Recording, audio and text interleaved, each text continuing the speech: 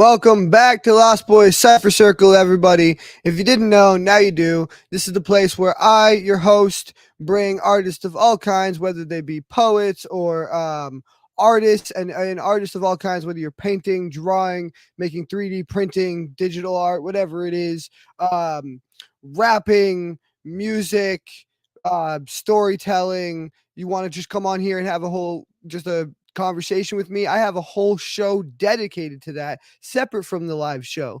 But if you want to come on this show, it's a really great place to connect with some like-minded people, some really cool people, some really talented artists, and connect and just, I have found myself personally, I have found some of my favorite poets and writers from this show.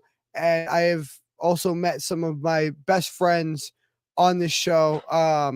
And it's just a great place to come and connect and be yourself. So if you want to come on the show, message me on Facebook at Dylan Lawler or email me at lostboy420x@gmail.com. It's Dylan Lawler or lostboy420x@gmail.com.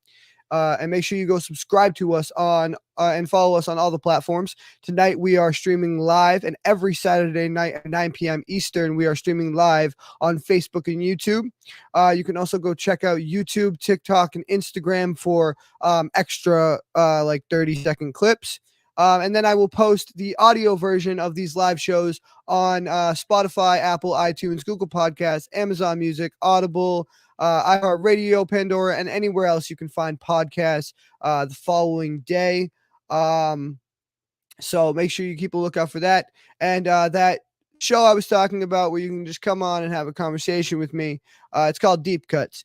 Basically, I bring on artists one-on-one, and it's exactly what it sounds like. It's just we go deeper into each other's brains, figure out what makes each other tick. It's a deep cut. And it's just a one-on-one conversation. They usually run from an hour to like 2 or 3 hours. I got one right now that I am just finishing the editing on, that I'm putting out this week. So keep a lookout for that. It's with our buddy Uno. He's a regular on the show and one of our favorites. So keep a lookout for deep cuts. And if you want to do a deep cut with me, message me, Dylan Lawler on Facebook, lostboy420x@gmail.com. Also, we got some outdoor adventure vlogs for you. It's called Lost Boys Presents Lost in the Woods. Me and my buddy Brandon over here, we strap a GoPro or a phone to our chest or hold it, whatever, and go out in the woods. We fish, we hike, do all sorts of cool stuff like that. So keep a lookout for that. And if you want to donate to us, anything from 10 cents to $10 helps. Cash App, Venmo, PayPal, all the same tag, LostBoy420X. Don't forget the X. That is important for typing in the right tag. So with that being said, let me take my customary sip of water because that's a fucking mouthload. And before we get into the show, as always, like I said at the beginning, because this is a place for us to come be ourselves, I always kind of say it's our weekly therapy session. You know, it's our place to come and be ourselves and vent our inner demons and our inner traumas. And sometimes that can get a little triggering for people. We might talk about some triggering topics. At any point, whether you're an artist or an audience member, feel free to click out at any time. No one will fault you in the slightest. We're here every Saturday night, 9 p.m. Just come back next week. It's really okay. You don't have to watch every show, and you don't have to like every piece. That's the great thing about art. But I would just like to throw a quick trigger warning out there. Also, kind of piggybacking off of the therapy session topic and how it's a show a lot based around mental health. Now, don't get me wrong, we have fun, we laugh and do our thing here, but it is a lot based around mental health. And so I just try to start the show off with my best piece of advice when it comes to taking care of your own mental health, and that is to not bottle any of your feelings up. Get them out, not only through your art, but talk to someone. I know that the hardest part about feeling like you're in a dark place or dealing with shit inside is feeling like there's no one that understands and no one that you can talk to, no one that's willing to listen. But I promise you, there is. That's the point of this show. Anybody on the show will be happy to listen to you. You can message me personally, and come on Deep Cuts or the regular show. And like I said, we have a therapy session every week. But also, there are people in your life, whether it be your uncle or your dad or your mom or a coworker or whoever, there are people that will listen and who understand what you're going through, even if you don't think there are. So I really encourage you to reach out to those people and don't keep this shit bottled up. Also, if you want to reach out to some professional hotlines, you can reach out to 988lifelinecrisis.com. And they have some it's the text hotline is 988, but they also have a website called lifelinecrisis.com. And they have like resources, trained professionals, things like that on hand for some help. Speaking of help, there's also BetterHelp, which will hook you up with an online therapist. And the thing I was saying about how it's hard to find someone to talk to and hard to find someone you think understands you or you feel like is vibing with you and understands you. BetterHelp will switch you out free of charge if you find a therapist that you're not vibing with, and they will continue to switch you out until you find a therapist that fits you. I always say it's not a paid promotion or a paid sponsor, but we hope that it will be one day, because we really like what BetterHelp is doing. So I hope people can get some help there, and let's move on with the show. Now, I've been writing all day, and I've been writing this verse for Speaking to Demons Part 2. Some of you may know it, some of you may not.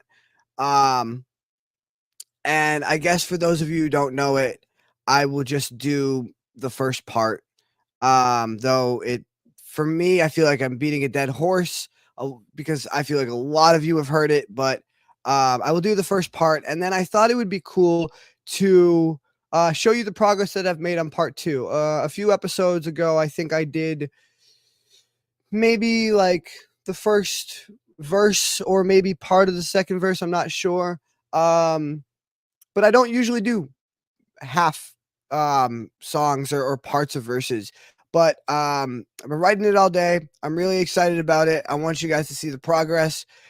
Understand it may change. The lyrics may change. It is definitely going to get longer. It is already at 2.5 minutes. And this is a work in progress and just what I have so far. So that being said, I will do part 2 and then I will show you, or sorry, I will do part 1 and then show you the progress on part 2. So part 1, it's called Speaking to Demons.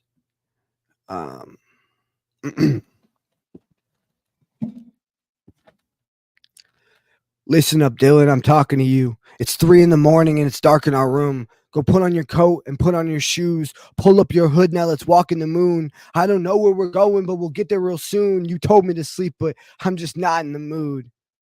Oh, you're not in the mood? You got attitude? Well, I basically ruined my life because of you. Are we stuck in the dark with no light because of you? So I'm trapped with no sight and I can't ever move because it feels like you're holding me down while I'm bleeding so you could just feed from my wounds.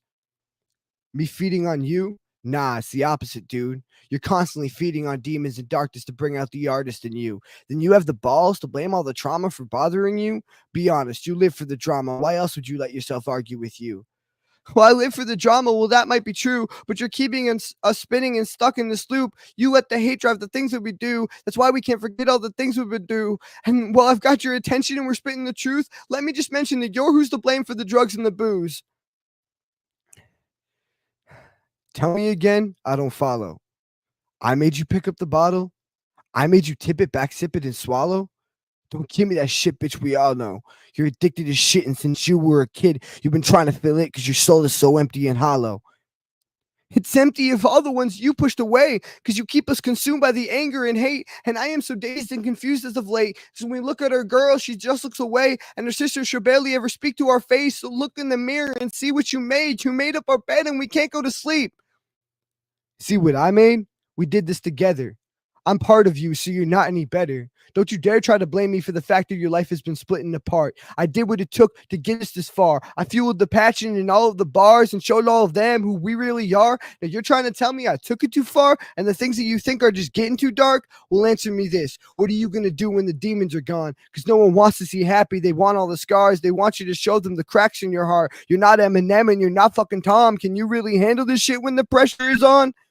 When the pressure is on, it's on all the time. That's how I know that I'm one of a kind, because it made me a diamond and I'm going to shine. And I don't need to be Marshall McDonald. I know all their rhymes. I could spit you a cover of some bars that aren't mine, but I need to uncover the shit that's behind the mental imbalance I feel in my mind. That is why I picked up a pen at just 9, channeled those feelings and started to write.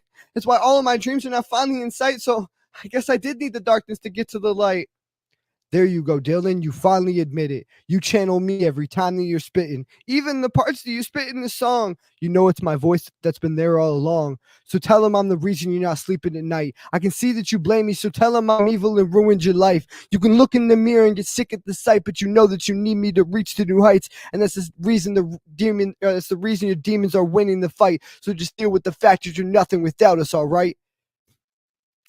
And that's just a sneak peek of the things my demons all say when they're speaking to me. And as you can see, my demons and me, we don't always agree. They take all the credit for what I've achieved that make me feel helpless and weak at the knees. So sometimes it's hard to just stay on my feet while I'm fighting this darkness like an evil disease. But it'd be a lie if I said it's not just what I need to master my craft and succeed at my dreams. So until the day I can't breathe, go blind and can't read, or the ink of my pen will no longer bleed, I guess I'll just keep on speaking to D's. That's the first piece. I wrote that like maybe a year ago. Around the time when I started the show. Brandon, you continue to have speaking to dreams up here instead of speaking to demons, and I know you're trying to change it. It's okay. I'll just fix it for you. Speaking to demons. It's speaking to dreams. Well, whatever. So and then this piece is recent, part 2, recent, last couple weeks. I've been writing it. Third verse I wrote today. And I'm gonna give it my best fucking shot for you guys. I really mean that. I really mean that. Let's do this. Come on, pull it up. No, not you. My computer. Hang on. Fucking stupid piece of shit. Sorry. Cover your ears, children. That's not a family show. Well, it is because we're a family, but put the kids to bed. All right. Anyway, this is what I have on Speaking of Demons, part 2 so far. Here we are, Dylan. We're speaking again. The demons are creeping. They peek through a lens. They're right underneath and they're easily set. Free of the cage you've been keeping them in. Thought you could beat me and leave me for dead, but you can't defeat me. I don't see an end. So let all the evilness seep through your skin and then bleed you again. Go reap enemies where you try to get even with them. Yeah, this is the season for feasting again. So sharpen your teeth like a beast and start eating the meds like when we were a sped. It's as easy as writing an E or an N or counting to 3 in your head. Come on, man, don't treat me like I'm not the peace you've been seeking. I know that you need me to be you completely and really just being a friend. Man, you think that I need you? You think that I need your deceit, dude? You think it's not easy to see through? Do you even see the shit we do? Each fucking week I reach out and I speak to like 300 people. These are my friends and my family, my equals. There is no doubt that my Lostboys believe I'll defeat all this evil. They even make songs about me and the things I've achieved when their homie LB's going beast mode. They know I'll succeed and I'll be at the peak soon. You act like the boss, but my team's got the cheat codes. I beat you already. This don't need a sequel. Oh, you got a little name? Now you think this is a game? You'll just cheat and rise to fame? Well, I think it's about time someone put you in your place. Motherfucker, I ain't playing. I'm gonna set the record straight, man, because nothing really changed, and you've been at it for a year with no monetary gain, yeah? Working 12-hour shifts just to get your ass paid. They come home every day and your energy's drained. While you stay in a state of perpetual hate, you're ashamed and about to just break because you can't get about your own way. You're too fucking afraid to just do what it takes. You just screw with foreplay while these other dudes rape. So you knew why I came, to undo all the locks and then loosen your chains, let you off the reins and make sure that you're truly untamed, induce all these mood swings like juice in your veins. I'm here to ensure you let loose. I'm seducing your brain into using the anger and rage and the hate as the fuel to blow off the roof of this place, like you just flew a plane into the World Trade. Like you just flew a plane to the fucking World Trade to the Empire State, because humans do beautiful things when enraged or in pain. So I need you to take these losers and fakes by the little, I need you to take these losers and fake by their cute little braids, shove 2 of these in their A. Then when you have them, they're crudely and rudely disgraced. Stomp down your boot on their trakes. Call them all fools and hawk 2 on their face. I need you to goose on the gas. Don't you dare put your shoe on the brakes. Because lately, man, all of the moves that you make are really so neutered and fake. But dude, it's okay. I'm here to help you. I'm here to help boost you to space. I know that you're going so cuckoo insane with all of the time that you waste. It's about fucking time that you made some kind of material gain. Or are you just lying when you say that you're the guy that would trade his whole life for the stage and then die for this game? And that's what I have so far in part 2. I fucked it up a little bit, but I want to know what you guys think. Bro. Oh, that was awesome. Yeah. That was awesome. As hell, bro. That's called work. That's called work. That's how you put it in right there, man. For real. Like your flow is so locked in. The way that your cadence just continues to hit bar after bar, right? I don't know if you're familiar with URL, right? Geechee Gotti's. The cadence was there. The cadence. It just like he just came with it every fucking bar, just never letting your audience get a break. Bro, I can see that. That's how it's done. I can see that on an album, like real talk. That guy ain't gonna lie. I was impressed. I never heard you do your poems, and I'm like, okay, you good. But this one, I'm like, oh, okay. I knew there was something in there. Damn it. Yeah. Hey, this is the one. This is my. I mean, if you know Hobson, like this is my ill mind. Like this is my all. Like this is the one that I put the most of myself into.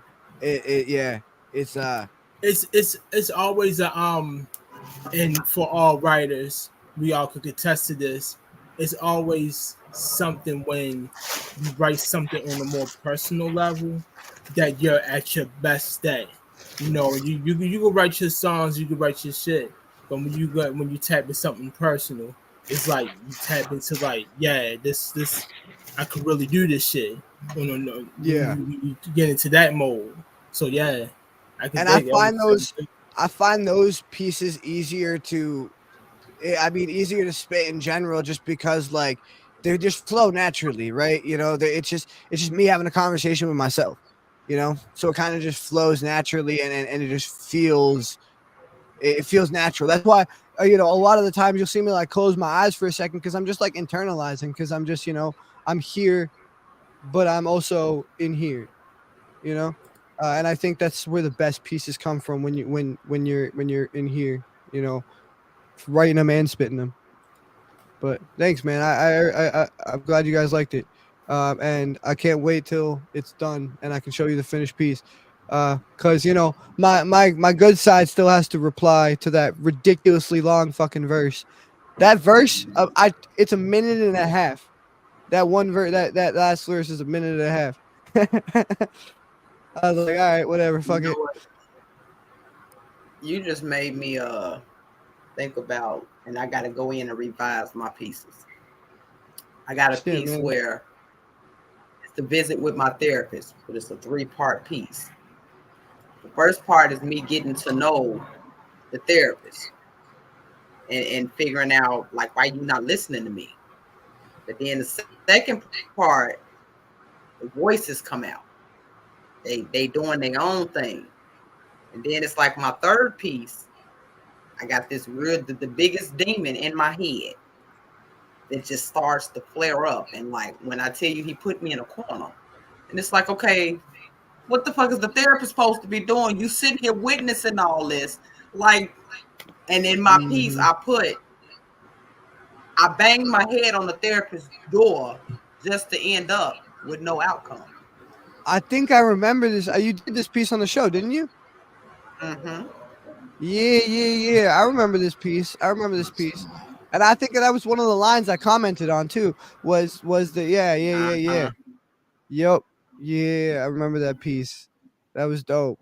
Well, man, I'm glad to fucking inspire you, because that's something that always happens when I'm on this show is like, or I mean, I'm on the show every time, I guess, but when when I have guests on this show, every single time, every week, they inspire me to like see something from a different perspective, or look at something new, or try a new, technique with my words, or whatever it may be. And it's just like, that's why I love this show so much. Is just like, it's the best place to do that, connect with people and get inspiration, because that's honestly the only way you get better is by getting inspired from other people and learning from other people. I think it's a lot about the critique that you get from people that you respect, right? Anybody could just come at you and listen to your work and just be like, "Oh my gosh, that's deep," because they don't know anything more to give you other than, "Wow, I wish I could do something like that," right? So when you do it amongst a group of your peers and they could give you the level of critique that helps you to finish this verse, right? Like you're saying, you got a minute and a half worth of verse, right? And now you have to have, for me, it's I can't say it's easy, but it makes sense, because now you have half of a poem. Because the other half, the other minute and a half, which would make a 3-minute poem, is the opposite side. The minute that you started saying that, it made me think of T.I.'s album. You did a whole album, right? T.I. versus T.I.P., right? Two particular different aspects, right? The rapper and the dope dealer, if you will, right? Kind of going at each other to say, yo, what you're doing is ridiculous, but what you're doing is ridiculous too. You know what I'm saying? Right. So approaching it from that standpoint and making it very clear which side each is on, I think is a really, really dope ass idea. I would say continue to cultivate it, work it out, and I'm looking forward to hearing the finished product. Oh yeah, definitely. Man, I can't wait for it. I love concept albums or concept tracks like that. There's a lot of artists that make them. Obviously, like Eminem's one of the biggest, because or that does that, because he's got he built the whole career on like the Slim Shady persona. But like this new album, he took the concept like so much deeper, right? He was doing exactly what you're saying, and like drawing a clear line. And he's even got like this interview where he talks to himself for 11 minutes, and it's literally that same thing. What you're doing is ridiculous, fucking what you're doing is ridiculous, fucking. And it's I really like that fucking concept. So I don't mean to cut you off, but I had did a series of videos like that. I had did something like that shit years ago. I'll repost that shit on Facebook right now, where so I have two sides. It's me, and then there's the Golden Face Killer. That's the artist, the graphic artist, and then there's the hip hop artist. And there's a constant battle. There's always a constant struggle. So at one point, from like, I want to say from 2004 all the way to, I want to say like probably like 2020, when it came to the Baltimore hip hop scene, I was all over that shit. Like I got like 3 albums. I got three solo albums, 4 group albums. I didn't perform. I opened up for the Woo, opened up for Method Red, all kinds of shit, Man. yo. Oh yeah, I remember you tell me that was my block.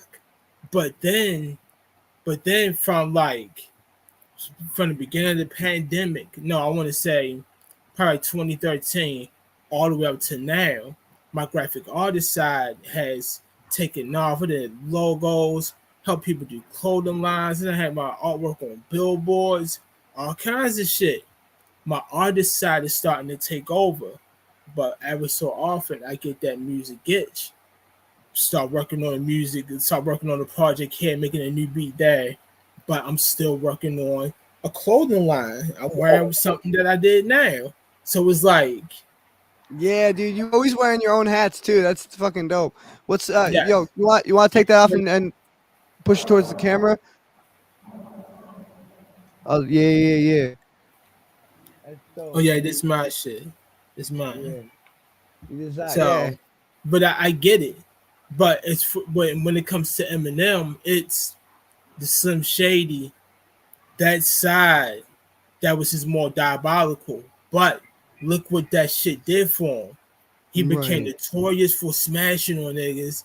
He then made a name for himself, making songs, all kinds of shit. That was Slim A Shady. lot of people don't even want to collab with him no more because he eat them up in their own songs. Yo, Yeah. even you hear the story about Renegade when you find out that was actually a diss towards both of them. That Eminem actually made that beat. Even Jay-Z has said in the song that he fucking murdered me.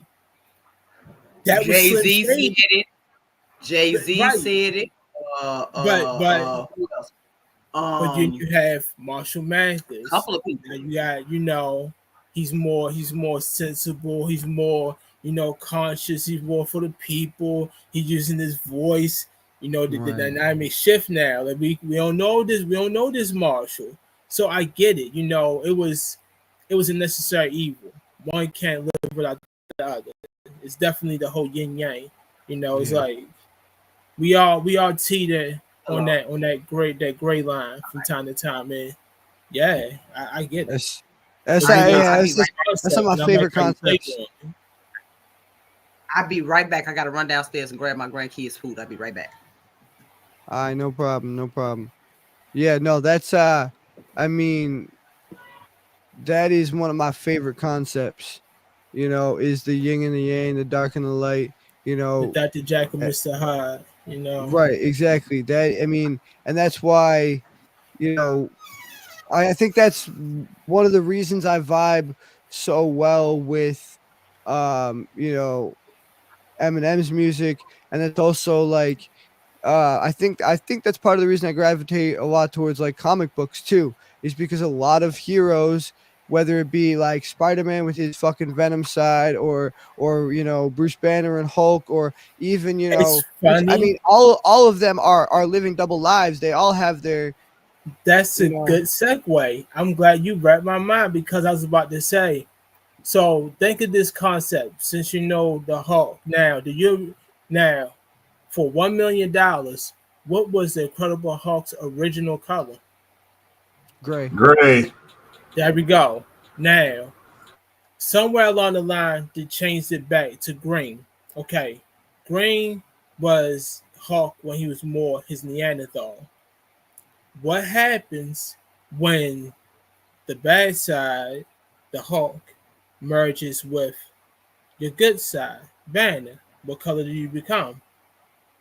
Gray. Yeah, and Gray it's Hulk called or Joe. Mr. His name Green. is like Joe Fix It or Joe, something. Joe Fix It, right. So Joe Fix It is a combination of Bruce Banner and Hulk becoming one. They came to the conclusion that, you know what? We can actually live in harmony. We really don't have to fight each other. One doesn't have to be more dominant than the other. At some point, we're all going to have to come to a point where we become Joe Fix It. We're going to have to coexist. And I believe that somewhere along the line, I had figured that out. It's not that I have beaten my demons. We have become one. We know how to live amongst one another. We know when it's time to do it and when it's time is not to do it. Because we all come to the realization that if one hurts the other, it's over for everybody. Keep that in mind. Yeah, absolutely. Yeah, like you were saying, there can't be light without the dark. They have to balance each other. You know, Can't be two uh, tigers in one mountain, man. nah, absolutely, absolutely. Well, I appreciate you guys listening to my piece. It's good. Um, It's good. It's real good. Lady Crucible was gonna be our first guest.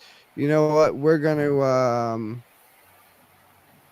wait for her to get back, and I'm gonna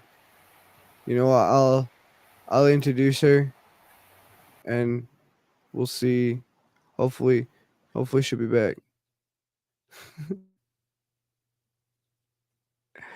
Oh, Man, that honestly though, and okay, I am stalling a little bit, but I do want to say again, thank you guys for the feedback. Like, I was a little shaky on how it was gonna go, performing like a unfinished piece.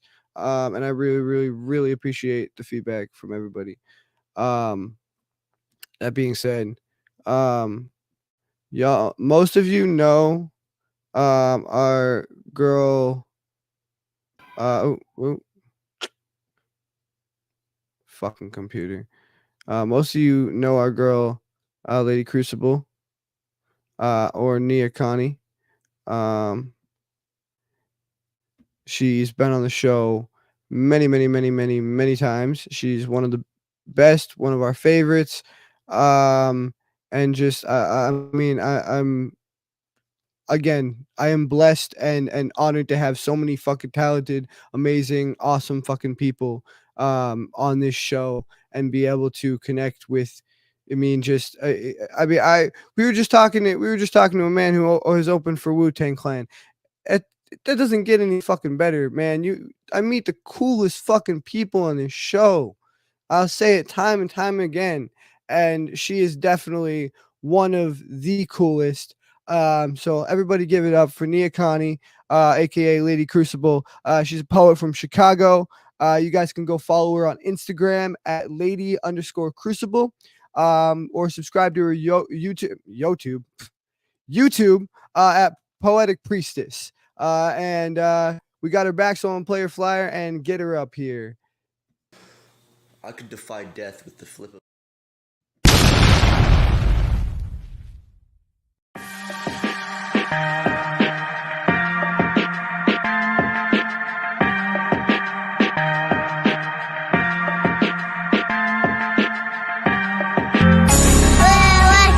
Sometimes in life, you gotta go hard for what you want.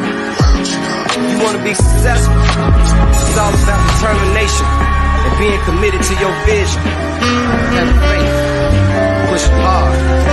Put in work, every day I wake up, all I wanna do is grind. Put in work, put in work.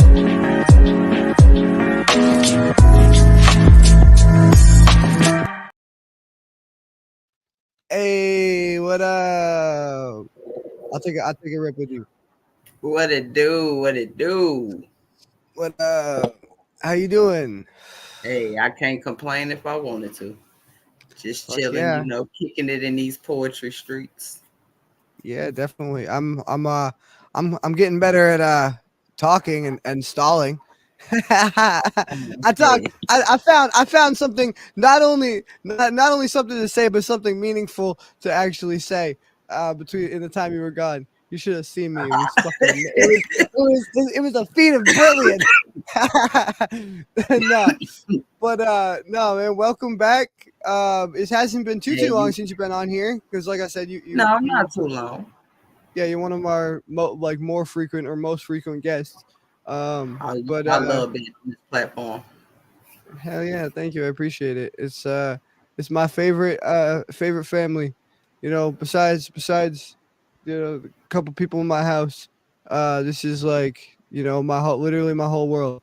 So I really appreciate you being part of it. Hey, I appreciate being here. Hell yeah. So what you been up to? Besides writing, I'm actually working on my first book. Nice. I'm a 2-time published poet. I'm in 2 anthology books. Nice. So yeah, I'm putting in that work. Hell yeah. So you're putting together like a poetry book? Yeah, poetry book. Yeah. Nice. I'm gonna do like a 3-part series. It's gonna be the darkness, the light, and my poetic breakthrough. Do you have an estimate yet on how many you're trying to put in there? I'm gonna put let it fall where I'm put like 30 pieces per book. Nice. I like this idea of like a 3-part series too, because like I don't know, I've always been a sequel guy. I know a lot of people are like, oh, the sequel always sucks, but I'm like, I don't think that. And I can trace No, I can trace that back to fucking Back to the Future too. That movie was great. I wasn't even alive for that, but I've seen it, and I can name a bunch of sequels off the top of my head. Sequels are great. Trequels or triquels, threequels, whatever the fuck they're called. Those are great too. Right. If you do them right, and yeah. I mean, I'm. This is actually the piece I did is like I think that's one of the only sequels I've done. You know what? I don't think I've done no sequels to mine yet. I might work on that. It's an interesting, honestly. I mean, it's an interesting thought process.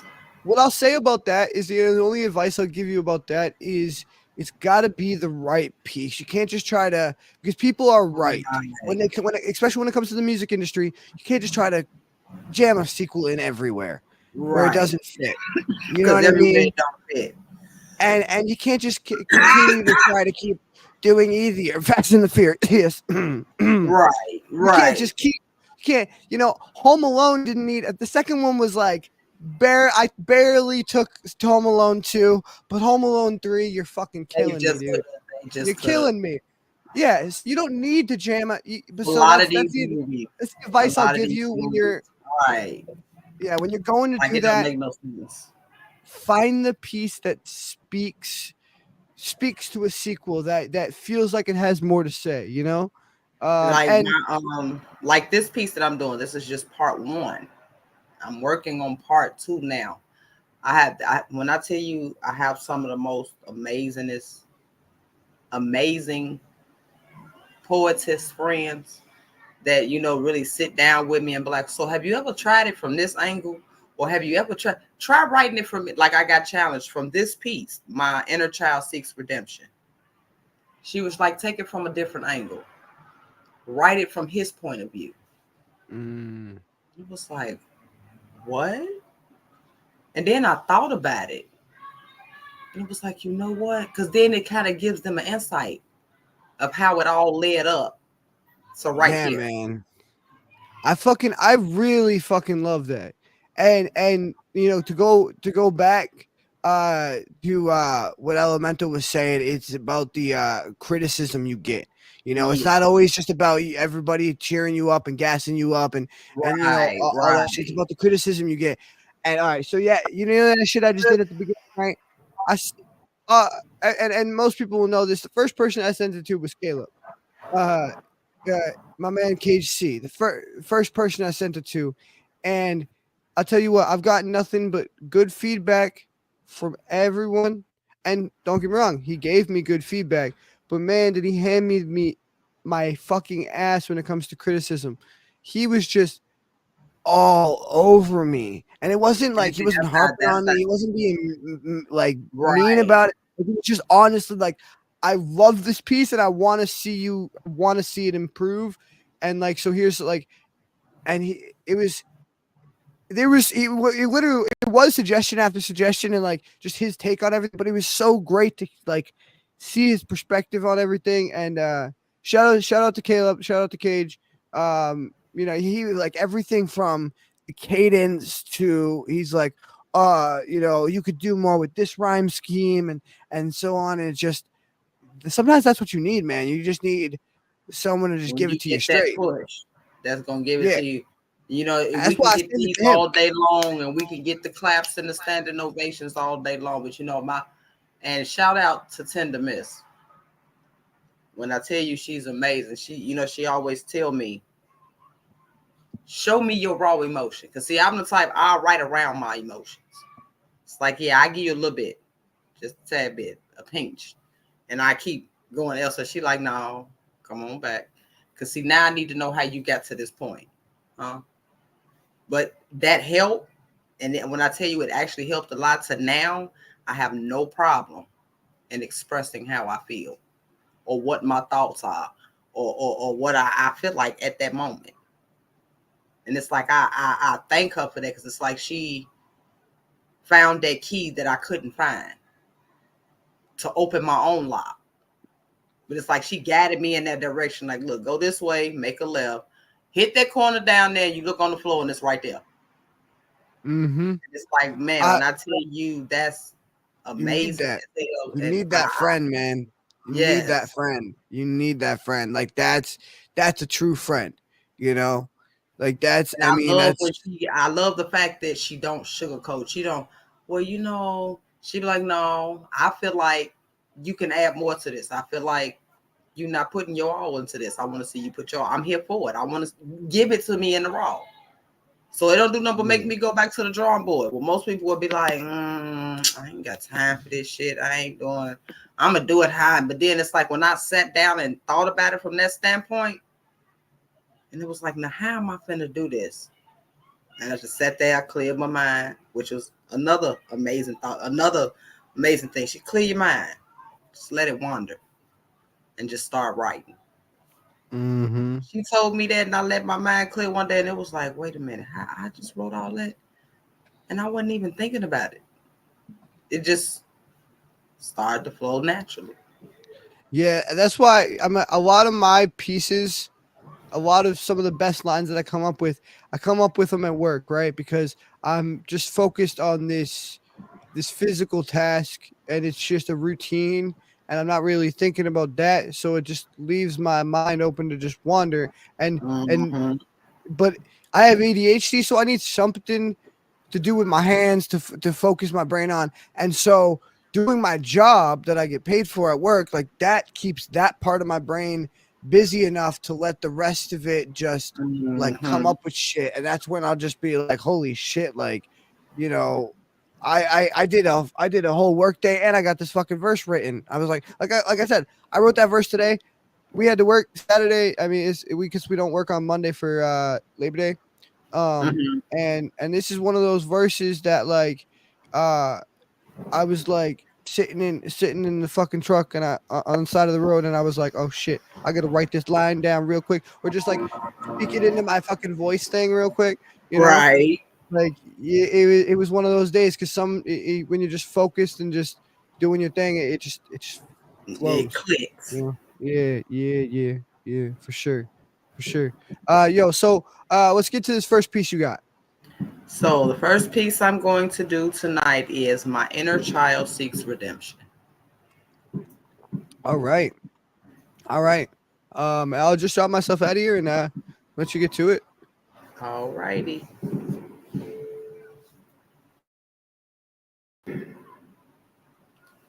Fragmented shards of my innocence, shattered across the wasteland of shame.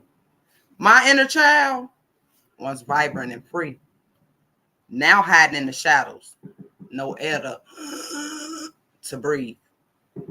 Clutching the tattered remnants of my former self, balling up in corners while bawling tears from this torment of torture. My eyes black, closed shut, closed from the fists he threw in rage. My busted lips dripped, my blood that stains every inch of me. This closet became purgatory. According to him, it was the thing to do to set me straight. At that time, I was only 8. The torture, rack of trauma, and this torment chamber. It went from beatings to his sexual meetings, my face greeting his meat unwillingly. While down on my knees, I couldn't even scream. Why didn't God hear my pleas? The pain seeps through the cracks of my psyche. I was brokenhearted. Have you ever felt trapped in a prison with no bars? It was just a door and he controlled the locks. The trauma nobody wants to hear about. They say I was just acting out. It was the attention I was seeking, so they say. But this man took my virginity from me. My innocence tarnished before puberty. Those closed doors stayed closed, me and my secrets trapped in Pandora's box. That fear forced in me those horrible beatings. My inner child suffered as he beat his flesh against my skin. I was just a kid. I didn't know how to deal. In this darkness, all I could do was cry my rivers, drowned in my own puddles. This relentless phantom, a sheep in wolf's clothing. My memories now tainted by the corrosive acid of trauma, disintegrating the essence of a beautiful little girl. My anger festered at an early age. Why did this bastard do this to me? Now filled with rage, my inner child feeling the same way. Wounded, scarred, my inner child still trembles. Her voice and innocence shattered, she scorned, scorched by the flames of evil, and still no one believed her. Can't nobody see him, betrayed by the man who was supposed to nurture. A broken vessel, a fractured soul, consumed the vestiges of trust and love. How could he, the guardian of my childhood, inflict such pain, that stain of abuse and neglect, the utter devastation, a chasm of anguish, the gaping wounds, seeping with poison of the devil's brew. Seeking for redemption, this desperate grasp, the path obscured in darkness. Where were the champions, those survivors? Where were the champions, those saviors, the so-called heroes? Oh, wait, my last name ain't the same as yours. Yet her cries continued to go unheard. The nerve, abandoned, betrayed, my inner self withered, succumbing to the weight of a lifetime of scars. Bearing the weight, I was only a child. I'm still here, whispers as the child inside me. Shh, she's whispering. Refusing to be extinguished, waiting to be seen, to be heard. It's finally time for her to heal. She's seeking redemption, a demand for those stolen years, her lost innocence, to reclaim what was taken, to be made whole. She just wants to heal so she can move on. Poem. Oh shit, dude! They setting the fucking alarm off for you. Goddamn. Seems the outside is listening. Man, that was an intense piece. That was one of those pieces that is the reason I do the trigger warning. And you know, that's one of those pieces that while being very triggering and being heartbreaking and about a very sensitive topic, it is also very, and you talked about this a little bit at the end, you know, it's time for you to heal. You know, that's what our art is about. That's what writing these pieces is about. It's about healing that inner child. You know, you know, I love how you kept repeating the line, I was only a child. That and kind of made that the hook of your piece. I really fuck. There was a line that I was trying to write down, and then I lost the end of it. But it was something that like really resonated with me. That I was like, "Yo, why didn't I even?" Like it was one of those lines where I was like, "Yo, why didn't I think of that line?" It's like gaping wounds seeping from the devil's gaping tomb, wounds seeping from the devil's brew.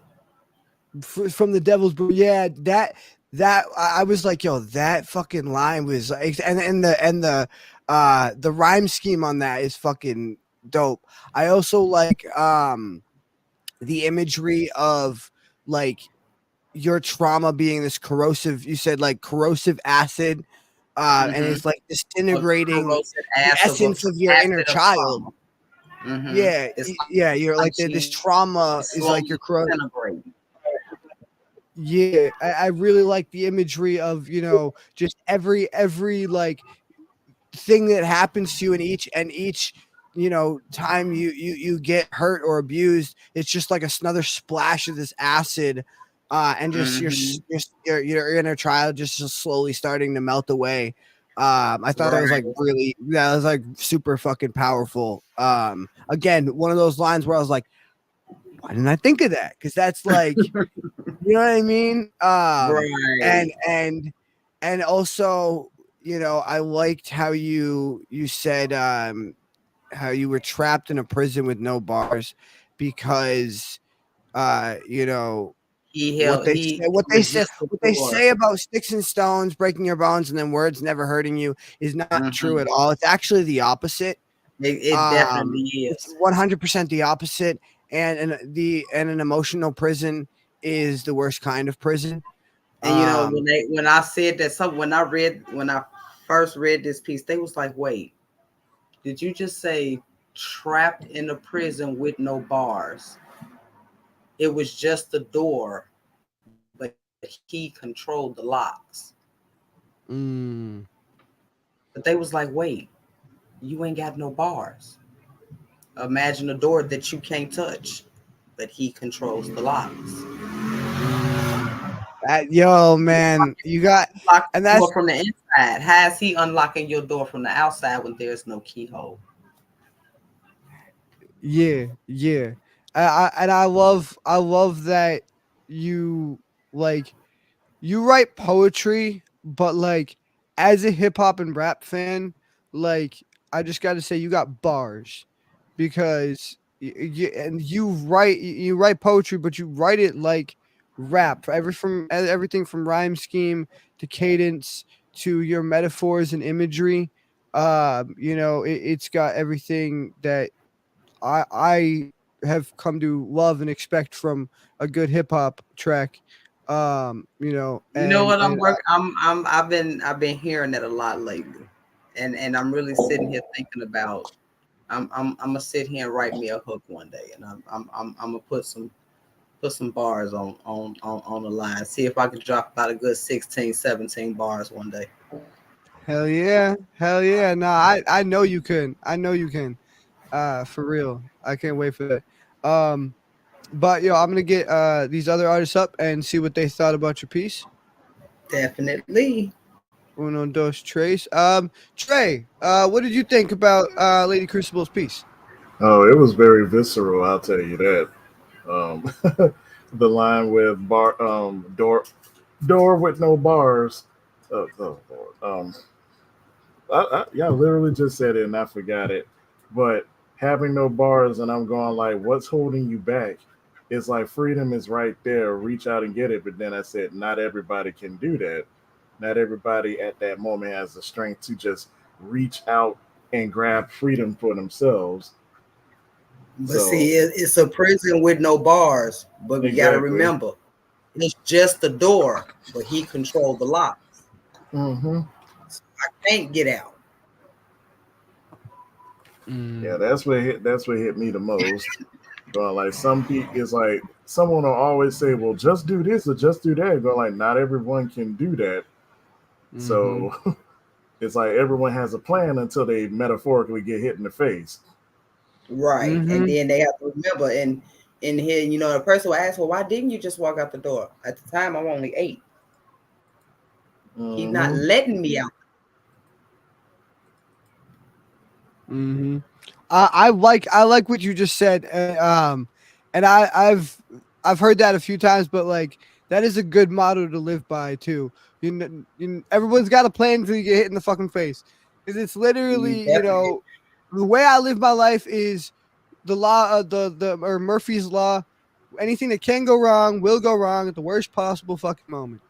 You just expect the worst, hope for the best, because you can go in there with a plan and then your plans we don't make. I used to say, my mom used to say, we don't make plans in this house because plans always fall apart. We have they ideas. damn sure do. And I live by that. I still live by that right now today. They like, we gonna plan the family reunion. Look, let's just do the shit. Cause what is we planning? For everything to go fucking wrong. We ain't planning shit. We all just gonna show up. Don't talk about it, just be about it. You can. Right. We all just gonna show up and everybody bring the food and don't bring no damn alcohol. Shit. Yeah. And, Elemental, what'd you and think? we gonna have a nice day. So poems like that is what I call the work, right? We have a good time writing about rainbows and money and all of these random kind of themes. But that to me is the work, because that's the poem that needs to be written. That's the poem that gives you your strength back, right? You said you were a little girl when those things were going on, Right. right? And the worst thing for anyone in the world to do is step on a poet's toes, because you will forever be immortalized in the worst kind of poetry that you can think of, right? Which is regaining your power and regaining your strength. So as a poet, it is a beautiful poem, right? Because it's you standing up for your 8-year-old self, right? And that, like I said, that is the work, right? It took years in the making, right? You said you got grandbabies now, right? So all these years it took for you to be comfortable enough, right? For you to gain a level of fearlessness that said, I don't care who you are. I don't care how big you are now, but I have the strength now. I have the power to say, you ain't shit, little man, right? If I had been this person when I was that little girl, you would be up shit's creek without a paddle.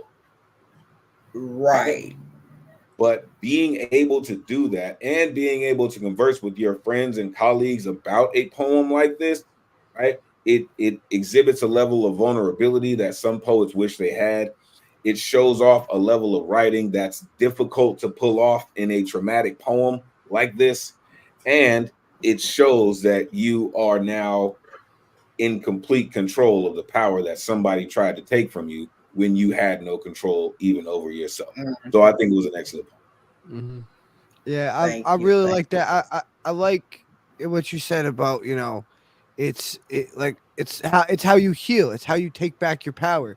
You know, and I like what Elemental was saying about, you know, if I say Eminem said something to the same effect one time. Is like, if I've never said your name in a song, be grateful, be thankful, because you know what I mean. That means, you know, like, because if I say if I bring up your name in a song, I got something to say, and it's probably, you're probably not gonna like it, you know.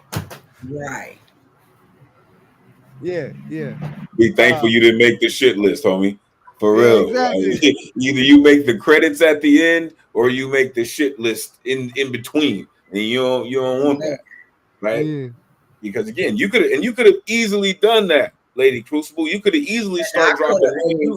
You could have easily started dropping family lineage and shit. You could have done all of that work. Really. Right. But it wasn't about that, right? You're not trying to burn anybody. You're just trying to sever the connection between what was and what is. Exactly. And it's like, and I'm not gonna even lie, when I wrote this piece, I kind of felt like the old 1980 He-Man cartoon when he held up the sword. I have the power.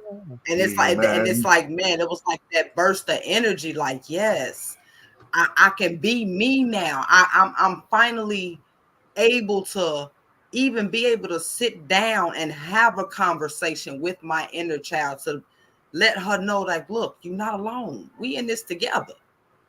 Yeah. I'm just the older version of you. But in order for me to heal, I gotta heal you first. Hell yeah. Yeah, absolutely. And that's kind of like, I spoke on that, you know, a little bit in my first Speaking of Demons piece, you know, where I was like, oh, tell me again, like, I'm the one who made you pick up the bottle and, you know, tip it back to, it's like, you know, you and then I was, you know, talking about, you know, you keep us consumed by the anger and hate, and that's why, you know, we act this way and shit like that. It's like, you know, at some point you got to come to terms with your past, the shit that you've done, and the bad parts of you, and just realize that makes you who you are, and makes it, it's all part of who you are and what you do, you know. And I wouldn't be able to make my piece. I got a piece called "Hit Rock Bottom," where I think I said a line where I can't blame nobody for the alcohol when I was given the warning label. Mm-hmm. Hey, you know, you got them there. Technically, they got you on cigarettes too. They got the Surgeon General warning on every one of them. So, you know, they fucking, you know, that's technically it's your own damn fault. But you know, that's right. But when it comes down to it, it's really fucking, you know, a mass fucking movement to get everybody addicted, and that not only makes the population control because we die quicker, but it makes us dumber and docile and dependent on the government for our fucking drugs that we're now addicted to. And And this was and their it's whole and point I'm to not just talking begin about with. cigarettes and alcohol either. It's if you have a coffee every morning, boom, that's what I'm talking about. You have a coffee every morning, boom, you're addicted. The government has successfully gotten you And addicted to I'm their drugs, guilty. and And you are I'm guilty dependent. because And you are dependent. America, what America runs on Dunkin'. That is their fucking slogan. America we ain't gonna even runs talk about Starbucks. on caffeine and sugar, which is what they sell. Caffeine and sugar. American runs on caffeine and sugar. That's literally their slogan. Anyway, Definitely sorry. is.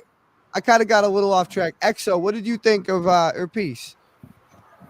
So, a few things. Number one, I kind of felt like I was going to have to load up the caravan real quick. I'm like, yo, we gotta go hurt somebody. Like, I'm like, yeah, everything okay? Somebody need to get beat up. That's how deep it was. I'm like, somebody gotta get beat up. Like, I got stuff. I would say, If that needs unfortunately, to happen, because I have no problem with it. hey, But, if he was still breathing, then I probably will call you. But unfortunately, he ain't breathing no more. well, I don't know if that's unfortunately, but yeah, he getting scarfed up by a demon somewhere. That's fine. Yeah. But no, seriously though, that was a good one. That was a real good one. I like your wordplay and your metaphor, your uses of it is that what it was good. It was good. Well displayed. Well displayed skills. I was highly Thank entertained. you. You're very talented. Very talented. Thank you. absolutely. Thank you. You're welcome. Truly Like I was saying, appreciate man, it. I only bring the most fucking talented fucking people on the show, man. Like, and I have not been let down by a single guest yet. Like everybody I bring on is just I don't know. It's just the universe sending great people my way. Like, you know what I mean? Like, it's awesome. It's fucking awesome, and I'm so honored to have every single one of you guys. So thank you again. We're gonna move on to our next guest because we are an hour in and only at our second guest. Stay tuned, ladies and gentlemen. Yeah, that being said, our second guest of the evening is the newest guest to the circle. Um, he was speaking a minute ago, but his name is Trey McIntosh. He's a professional editor. He's an author. I believe he's a poet as well. He makes graphic novels. He's also a Twitch streamer. If you want to go check out his Twitch, it is Trey Station 64 on Twitch. What's that, Brendan? Oh yeah, sorry. Brandon's got some technical difficulties. It's okay, guys. Anyway, you guys can follow his Twitch at Trey Station 64. And you can follow his Instagram on at Some Call Me Trey. And he's also got links to all his other stuff. Reviews of his graphic novel, links to all of his social medias, including the ones I didn't name here. And they're all up on his portfolio with other links at beacons.ai /Trey Station Dude. That's DOOD. So that's beacons.ai /TREYSTATIONDOOD. I hope that I covered everything correctly. If not, we will have him correct when he comes on. That being said, I'm going to bring him up here and play his fire. It had been 17 years since the great Eldenheim blizzard heralded Lumaya's birth. She'd been born right in this lull, in the complete silence of the sleet and snow. Her first cry felt like a command for the storm to reach its zenith, and once she took her first slumber in this world she had come to know as Bertalia, the blizzard ceased its rage. Now it seemed the snow made its presence known more and more. Everyone flitted about Yukimura village once the snow returned, looking for ways to keep warm. Hey, how you doing? I'm doing fine. Did I get all your information correct? Yeah, you did. You got it Awesome. Awesome. Well, it's great to have you here. Welcome to the circle. You are the newest member of our family. It's great to have you as part of the family. right. It's good to be here.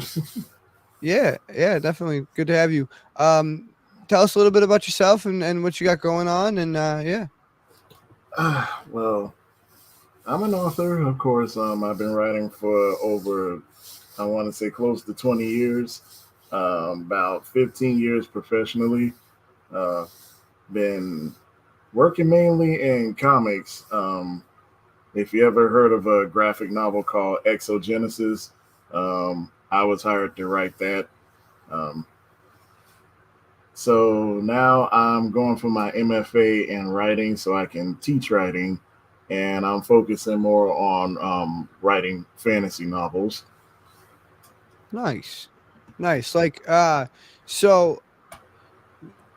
so when you write your graphic novels, right? Are they because there's I mean, The Walking Dead is a graphic novel, but most people think of superheroes. Is it in that vein or is it something completely different?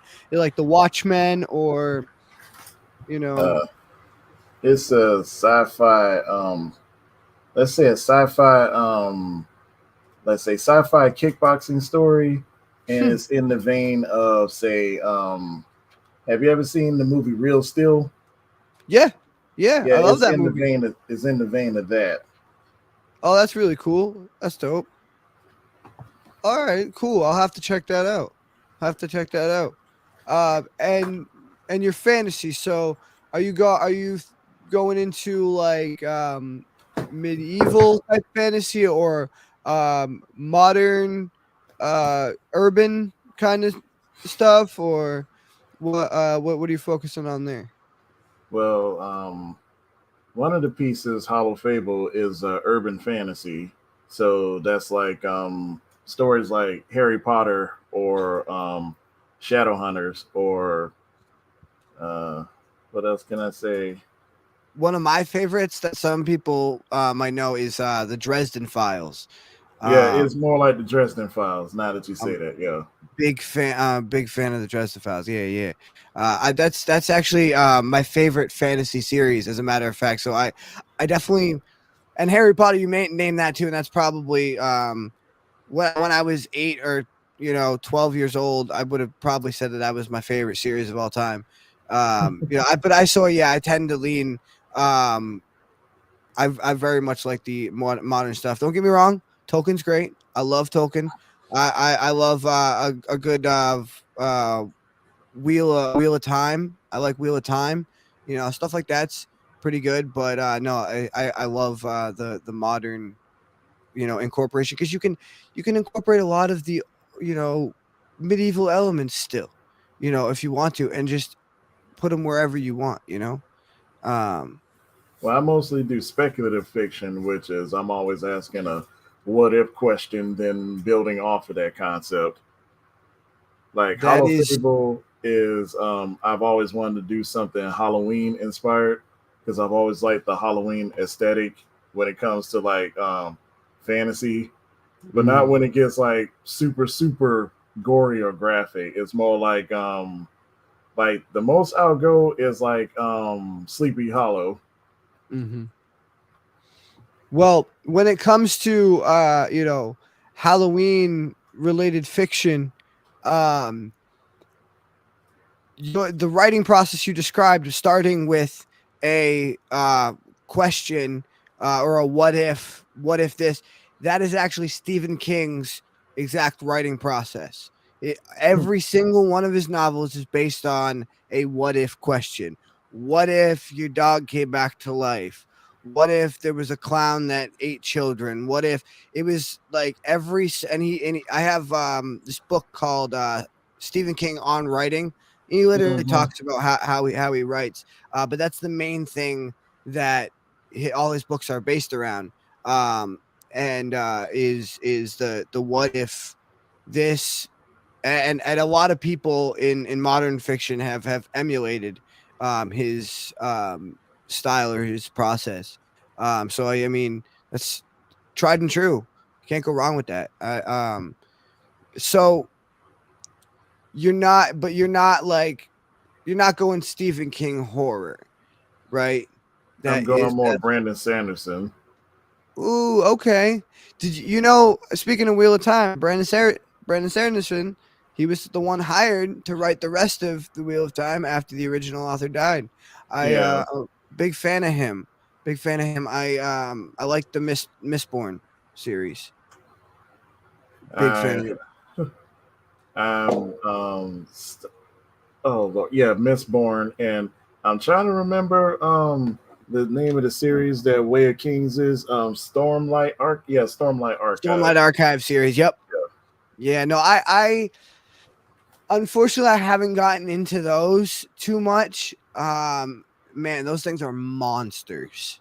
Those things, I mean, you're talking, I mean, those things rival, if not outdo, freaking the Dark Tower. I mean, some of the later Dark, uh, so Way of Kings, I believe, is actually bigger than the Wizard in the Glass, or is it called the Wizard in the Glass, or something? I don't know. The one of the biggest Dark Tower series by Stephen King. It's like it's a fucking monster. It's like this fucking big. And Way of Kings is I think I was reading somewhere, watched some video or whatever that outdoes it by like uh I don't know, a good couple thousand words or something like that. Wow. But Brandon Sanderson writes these absolute just tomes, you know? It's like it's intimidating to try to get through his work sometimes. But man, from what I've heard so far, it sounds like you are definitely emulating some of the greats, some of my uh, favorite authors. So I'm The excited one to hear what who you got. the one who inspired me the most is Christopher Paolini with Aragon, because that was the first Ooh, fantasy novel I've ever read. love That's Aragon. I wanted to achieve a style that's between Christopher Paolini and Brandon Sanderson. Fuck yeah! I mean, hey, that's a good mix. That's a good mix right there. The thing I love about Aragon is, and I read it as a kid, but then I went back and listened to it. You know, where I was like 18 or 19 because I have Audible. And I really like to listen to books. So, and whenever I'm bored, I'll just find a new fucking book. I'm like, oh, I listened to that when I was a kid. But going back and revisiting these books, I realized, um, much like the Harry Potter series, they're very easy for all ages, and they're like brain candy. They're very well written. It's not poor dialogue. It's just simple dialogue, and she's very simple and simple plot, and she's very, you know, she gets to the point quick. She's a very condensed writer, and not in a bad way either. Because it's one of the books that they have, late elementary or early middle school start reading when they get into those type of chapter books, is either Harry Potter or Aragon. And I would actually argue that Aragon's probably easier reading than Harry Potter. That might be just because we're American. And Aragon's written in more American dialect. Yeah. But yeah, no, I do think that Aragon's fucking one of the best, not only children's, but one of the best fantasy series ever written. So, I mean, who doesn't fucking love dragons? You can't go wrong with dragons. You take a young boy that's destined with some kind of prophecy, and you throw in dragons. You're not gonna miss.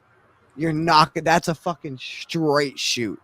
You know what I mean? She had the fucking idea in the bag.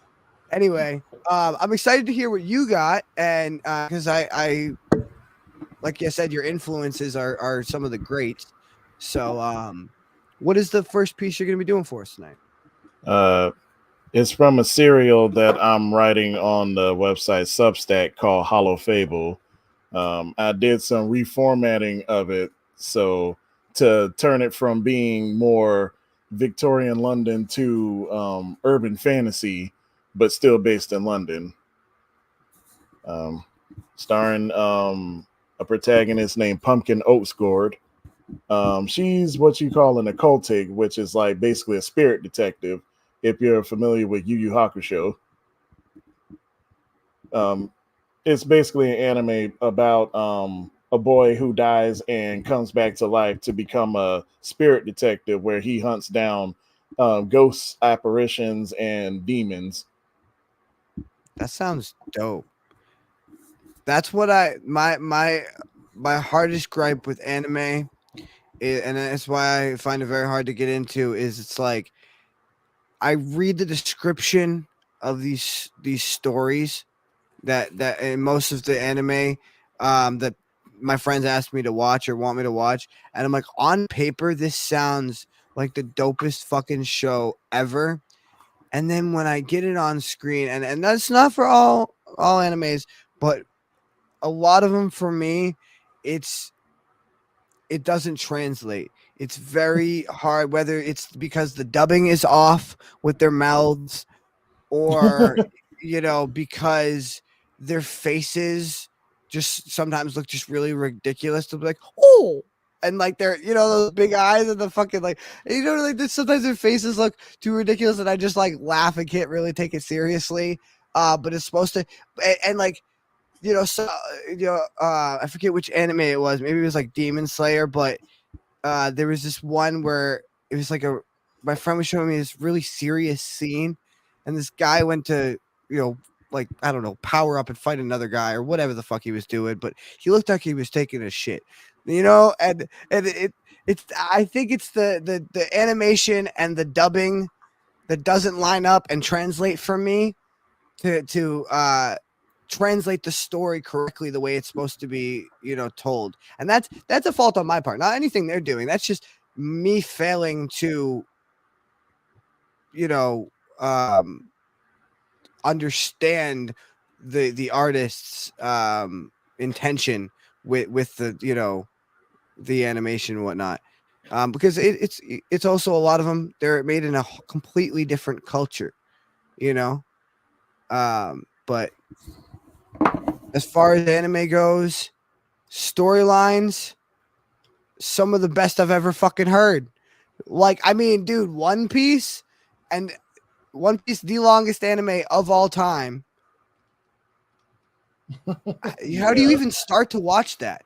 How do you even? There's so many episodes. How do you? That's the other thing with anime. There's so many fucking episodes. How do you even start to watch it? How do you even begin? It'll take you a month to get through One Piece. I literally calculated the time. If you watch it straight through.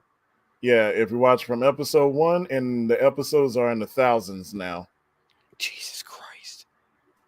But not Wow. like 2000. It's like early thousands, like 1100. Shit. God damn, bro.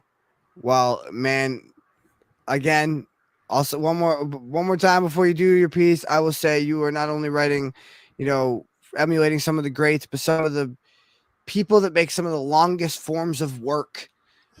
Stephen King, Brandon Sanderson, and all anime writers did just make massive forms of work. And anyway, I'm excited to see what you have. I'm gonna drop myself out of here, and I'll let you get to it.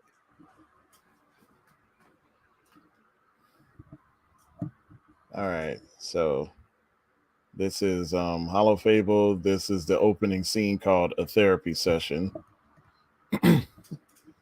Most people think London is still London. Only the normies remember its name. Those in the know, we sorcier, got a new name for it, Hollowmore City. People walk through Hollowmore City blissfully unaware. They stroll past haunted alleyways and enchanted storefronts, oblivious to the spirit world and magic society coexisting with their mundane lives. For me, though, the lines between worlds are as clear as day and night. Maybe the correct word would be twilight, the divide between. Every shadow held a secret, every flicker of light a glimpse into the unseen that looked back.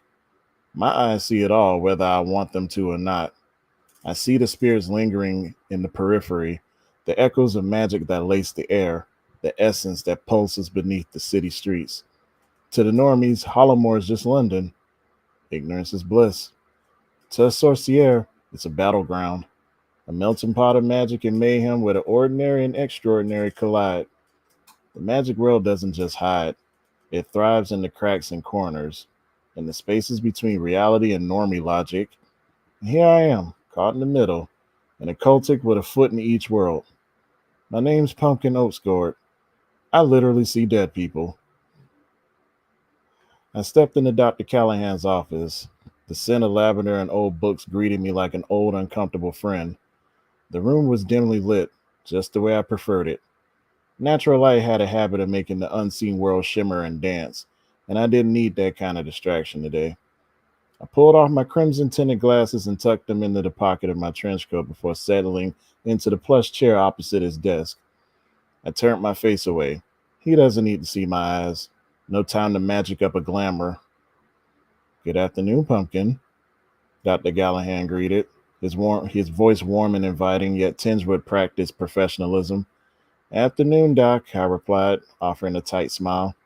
I glanced around the room, my eyes briefly resting on the framed degrees and certificates adorning the walls. Symbols of expertise to normies, but a stark contrast to the chaos that haunted me. He sat down across from me, pen poised over his notepad. He was bald, like he'd given up trying to hold on to any semblance of hair, with a pair of glasses that seemed to glow whenever the outside light hit them. Just a moment. How have you been since our last session? I hesitated. My mind replayed the events of the past week. Late night cases, skirting danger, and always thinking someone's behind me with a knife. Busy, I said with a huff. Work's been demanding. Reminds me of school. School? How's that going? I exhale a harsh breath through my nose. I've never been one to let a task beat me. I just started a new course in case my current job falls flat. Tech support. It's demanding too. He nodded, the understanding in his eyes almost making me laugh. I faked my way out of a smile.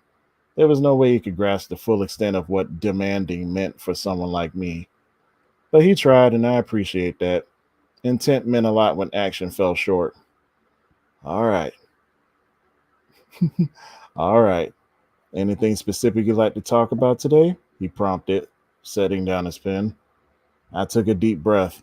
The Salem sight eyes weighed heavy, the Salem sight eyes weighed heavy behind my lids. Even closed, they saw things. Ghostly silhouettes flitting about the edges of my vision, the faint glow of essence permeating the air like fireworks. I've been having trouble sleeping, I admitted, my voice barely above a whisper. The nightmares are getting worse. Dr. Callahan scribbled something down. Nightmares. Want to describe them to me? His tone was calm, direct, but welcoming. I leaned back in the chair, crossing my arms over my chest and resting one leg over the other. It's like, I spoke with my hands, there's this constant overlay. I see the real world. I see my life. I see everyone I care for, but there's another layer. Echoes of the past. Sometimes even glimpses of possible futures. It feels like I'm living in two realities at once. His pen moved swiftly over the paper. That sounds overwhelming. You have no idea. I muttered under my breath, glancing at the specter of a woman standing in the room's corner. It was a remnant of someone long gone, lingering in its office for reasons unknown. It watched us, well, mostly him, with hollow eyes, but I ignored it, just like I ignore all the other ghosts that haunt my daily life. Have you tried any of the grounding techniques we went over? Dr. Callahan asked, pulling my attention back to him. I breathed and nodded. Yeah, they help sometimes, but it's not just the dreams, it's the feeling of being disconnected. I search for the right words. Like I'm here, but I'm not really here. Always on the outside, looking in. His face lessened into a sympathetic smile. He set the pen down and leaned forward. Isolation. It can be incredibly difficult. Have you talked to anyone about this? About it? Friends? Colleagues? Your father? I shook my head. It's hard to explain to people who don't see what I do. They either think I'm crazy or they can't understand, or refuse to understand. And your private detective work, he continued. Do you think that contributes to this sense of isolation? I huff out a mirthless chuckle. Definitely. I reply without hesitation. I deal with things no one else can see or believe. Uncovering truths is a lonely job. Dr. Callahan nodded thoughtfully. I read no deception in his body language, so I perked up to listen. Pumpkin, it's important to find connections, even if it's just one person who understands you. Isolation can feed into dreams and intensify everything else. I sighed and rubbed my temples. I know, Doc, I'm trying. But the more I try to connect, the more I feel like I'm pushing people away. He offered a small, reassuring smile. It's a process, and you're not alone in it. We'll keep working through it one step at a time. The rest of the session continued like that, and the specter of the woman remained, softly fading from view. I guess the ghost gets free therapy by auditing our sessions. It's not the first time I've seen the specter. I stood up as the session closed, slipping my glasses back on. The world took on its usual muted crimson hue, the spirits and shadows blending into the background. Dr. Callahan walked me to the door, his hand resting briefly on my shoulder. Take care, Pumpkin. Remember, you're stronger than you think. I nodded, stepping out into the hallway. The bustle of the city awaited me, another day of balancing the seen and unseen. As I walked away, I couldn't help but feel a small glimmer of hope. Maybe, just maybe, I wasn't as alone as I thought.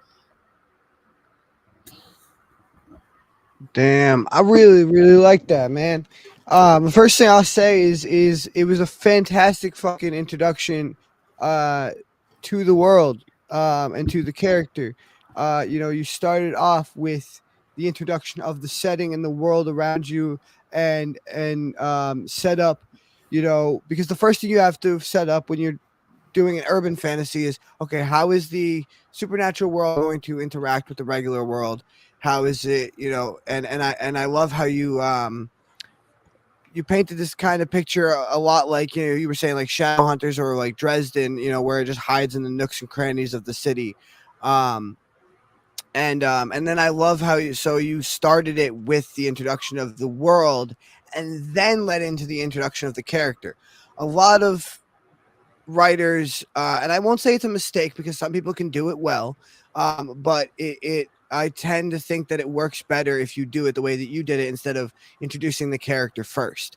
So that's the first thing I really liked, is that you introduce us to the world, and then and my name is, and forgive me, I don't remember his full name. But I like the line. I literally see dead people. There was a little. That's the other thing I like. There was a little bit of humor sprinkled throughout it. I like the fact that he was in this therapy session trying to get real therapy and get real feelings out, but he can't obviously tell the therapist that he's seeing dead people, to tell him what's actually going on. So he's trying to kind of allude to what he's really feeling inside without talking about his actual situation. And I love how you handled his dialogue in that moment, and his kind of introspection on, like, how do I convey my feelings without saying too much. And I think that he, as a character and as a person, did a great job at still talking to the doctor and being honest about his feelings, but not giving too much away. And the other thing that I like that the doctor said, as a character and as a person, is and is that what I was saying at the beginning of the show. The best thing you can do sometimes is get this darkness out and talk to people about it, and because it making it, being not alone is what's going to help the fight easier. We're stronger together, and it's going to make it easier when that someone else understands what you're going through. And it really gave you a whole that's feeds back into it being a great introduction, because give you a whole you started it with a therapy session of the main character, and that is the best way to just introduce the characters. You get right into their head right away without having to do any unnecessary exploitation no what is the word I'm looking for? Exposition. Without having to do any unnecessary exposition, you can get right into the character's head through dialogue, and you did that fantastic. And again, with the humor, I love the line where he was like, I guess the ghost gets a free therapy session by audit. Yeah, fucking. But yeah, just overall, great story, man. Great story. I loved the description. I love the character depth that you have and how you built it through dialogue, and it was just fantastic. Thank you. I told you, man, not a single guest has disappointed me, and I still hold very true to that. Every single guest I bring on here, super fucking talented, and you are a fucking amazing writer, man. I thank you for being on here. Appreciate it. Bring these other artists up and see what they thought of your story there. Lady Crucible, what do you think? Can't hear you. You're muted.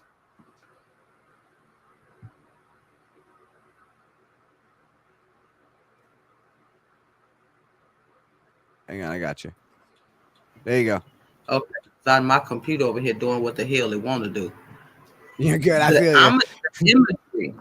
Your imagery alone of the introduction, it was like, bro, I don't know if you was able to see me, but man, I had to literally just sit here and lay back and just like, okay, I'm walking alone.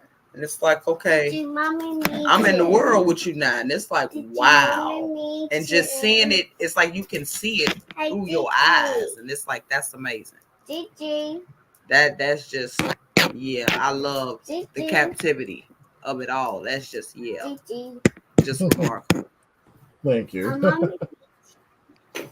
Yeah, when I was younger, I wanted to draw manga, but due to, let's call them extenuating circumstances in 8th grade, I chose to take up writing.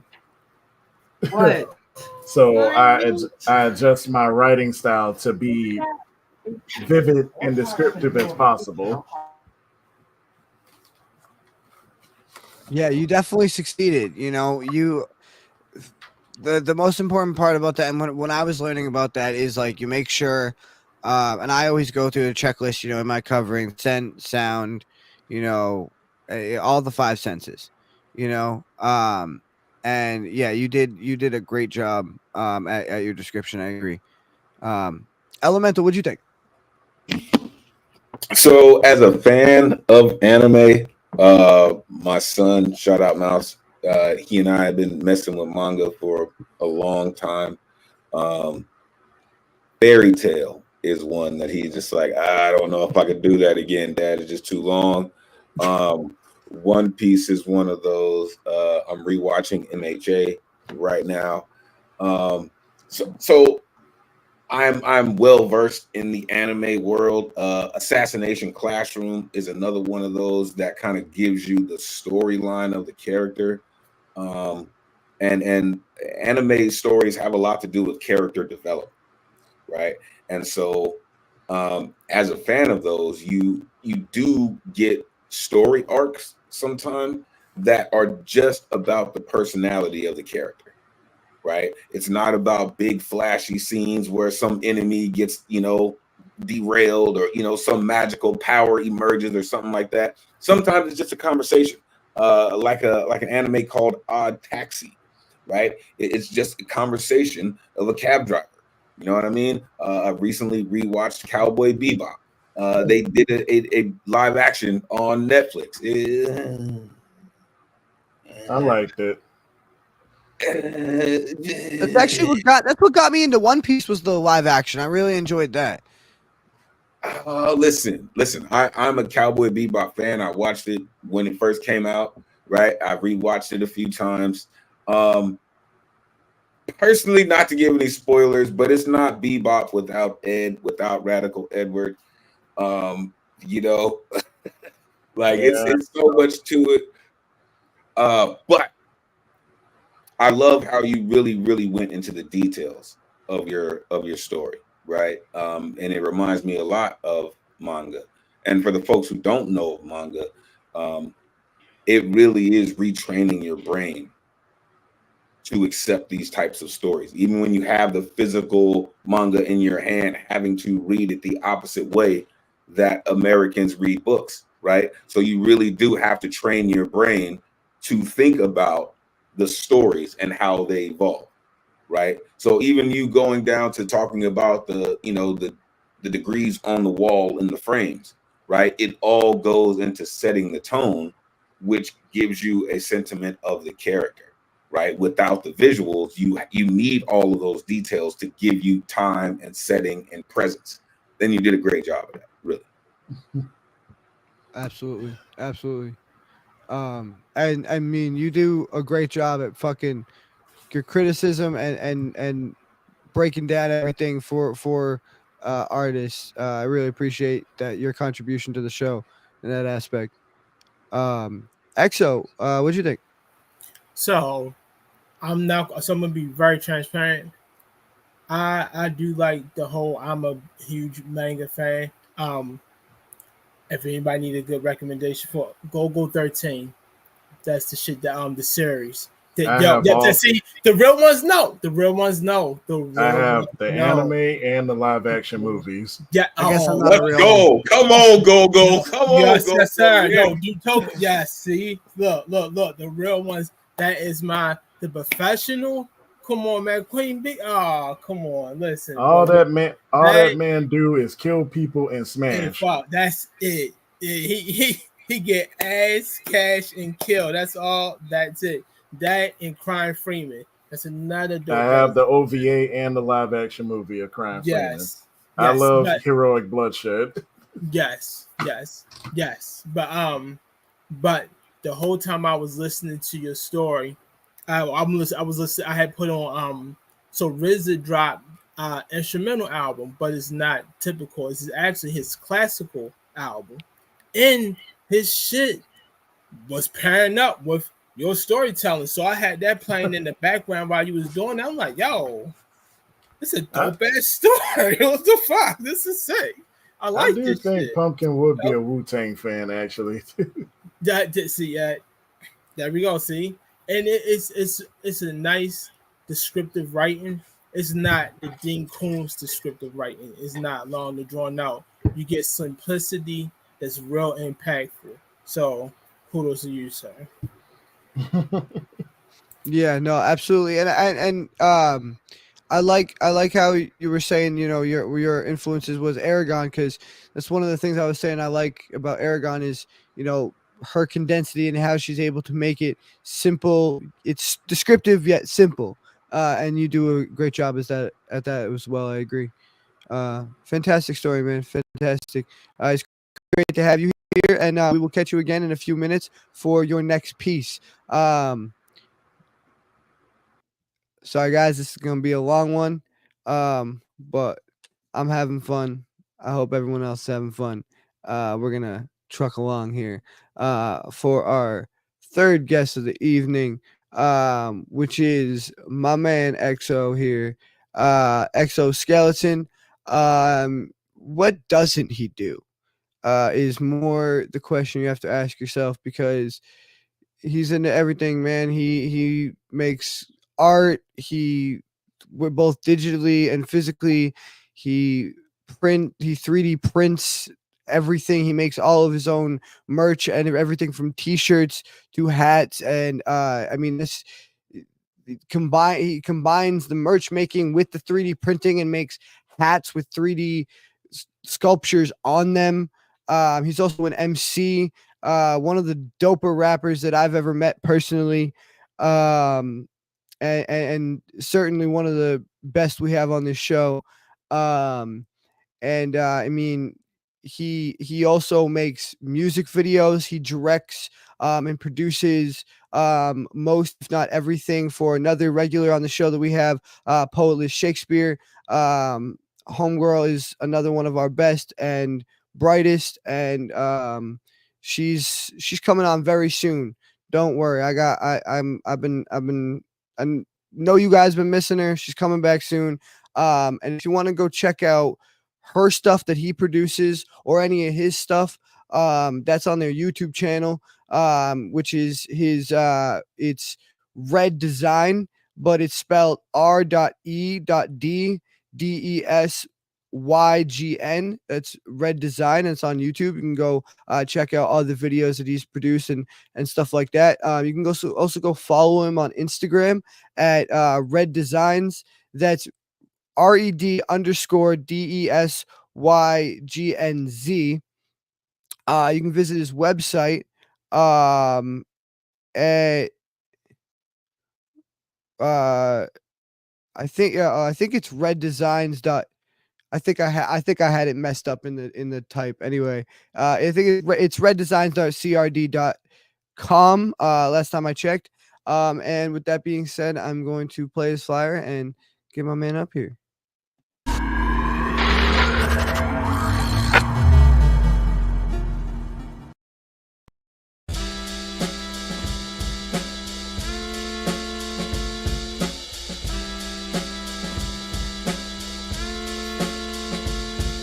Molecular structure built by Aztecs and Mayans. Lands that your hero, these heroes is left defying. Perseus, Medusa around my neck, what you eyeing? Can't move this unstoppable force, suckers stop trying. This is what it sound like, psychopaths moving sing. Oh my god, we kill them all. Murder beats when we link off. Praise the rebel king, they worship me like this thing. It's a 90 rad purple tape, matching my Cuban link. Me the outcast, invaders hit the damage y'all. It's the spirit that visions, go scars on my handlebars. On track, I zone now in the state. The avatar, man, I smash fraud, you group escapade, the Alucard. All I know is slaughter. You can hear it in my dialect, a surgeon with the lyrical. The way my lyrics dissect the rawness of my presence, make her jealous, but I digress. Prior Christ and flow from all this offer that I digest. Nothing shine brighter than my soul. I'm a walker, Jesus, peace, all platinum and gold. Nothing shine brighter than my soul. I'm a walker, Jesus, peace, all platinum and gold. Yo, it's Yo, what up, dude? Yo, that shit goes hard, bro.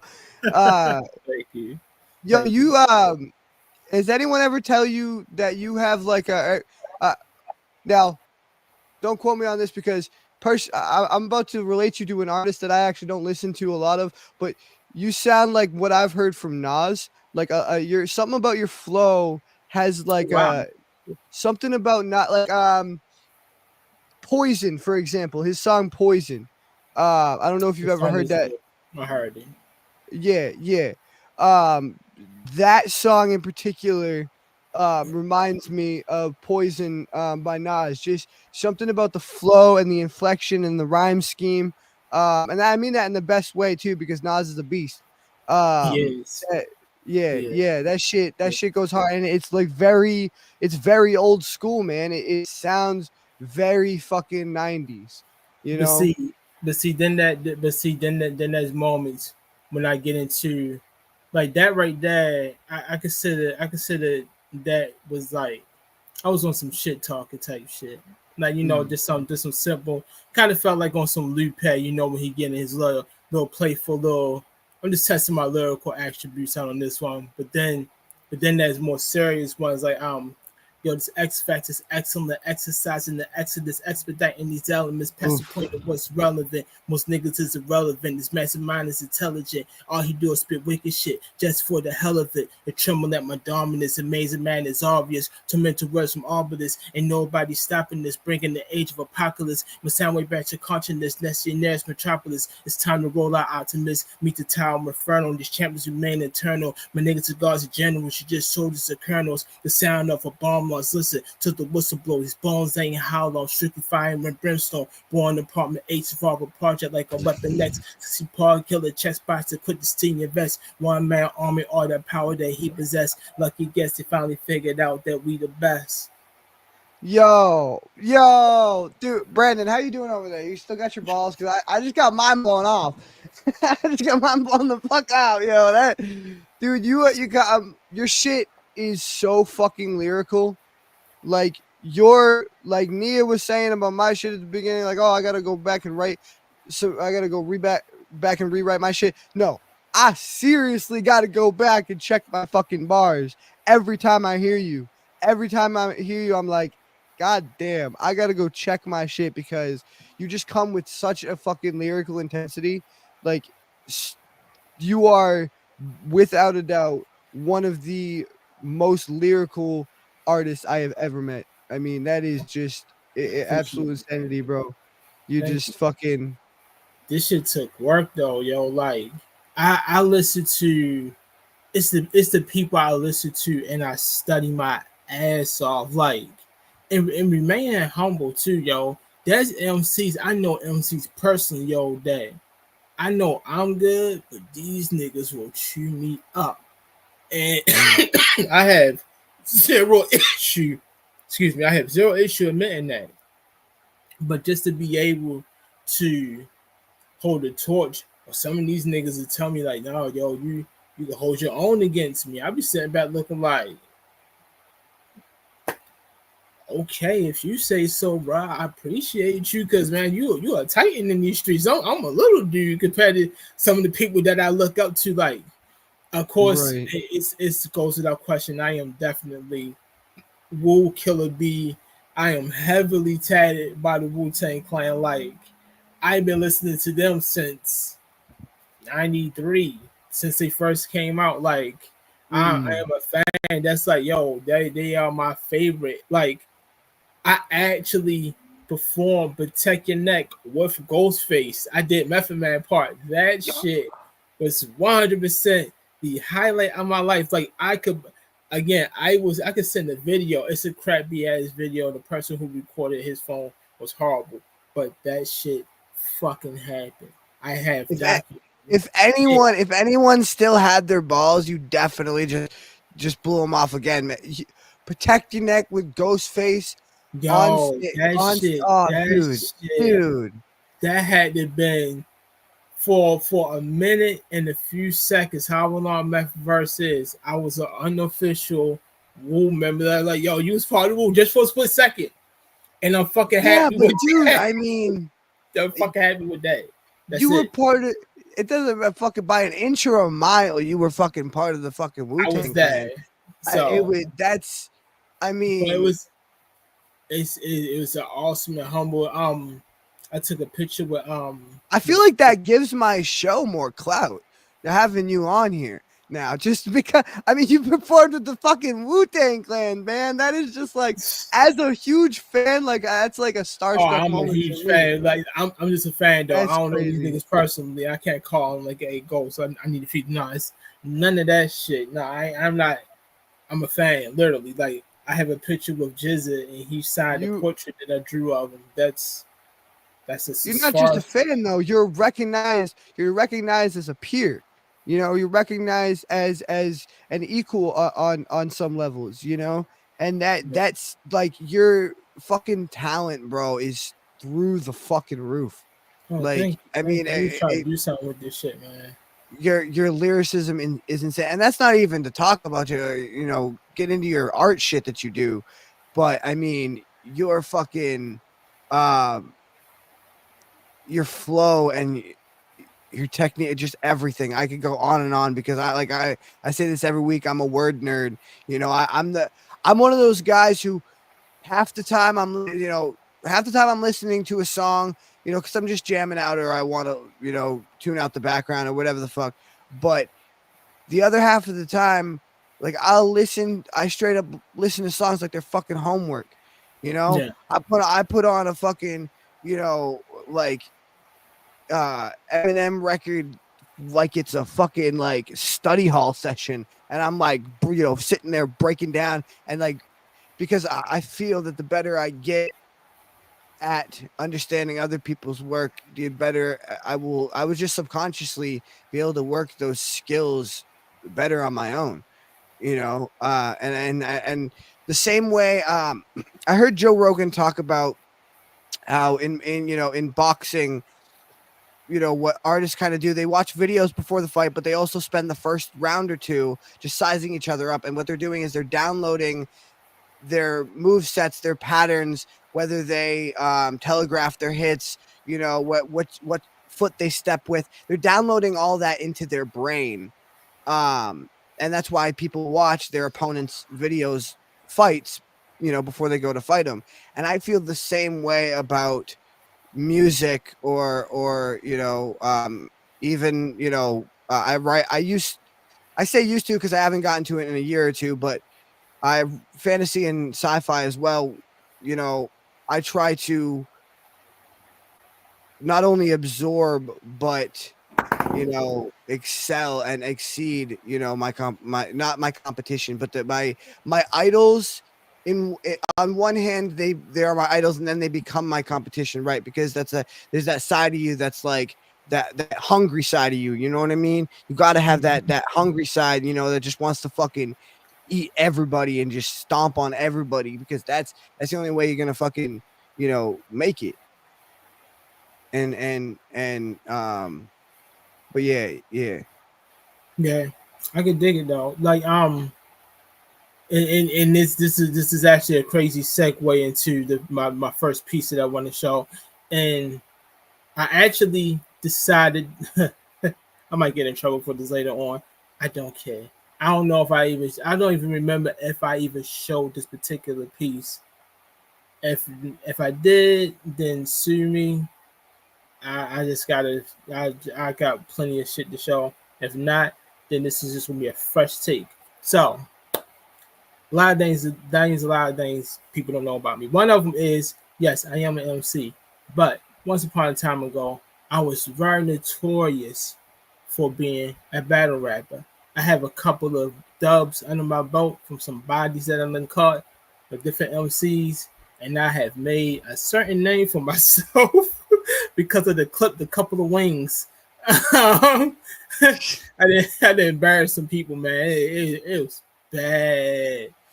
But so there's exoskeleton, which is me. And I guess this is a day for, different personas. Everybody talking about the different personas, so I might as well keep it going. So there's exoskeleton, the artist. There's the Golden Face Killer, the MC, which I just was earlier. But then there's a third one, the Magnificent Butcher, which is a combination of both. This is the persona whenever I battle. I do have a quick question. I have a quick answer, possibly. Did Ghostface make a comment on your name at all?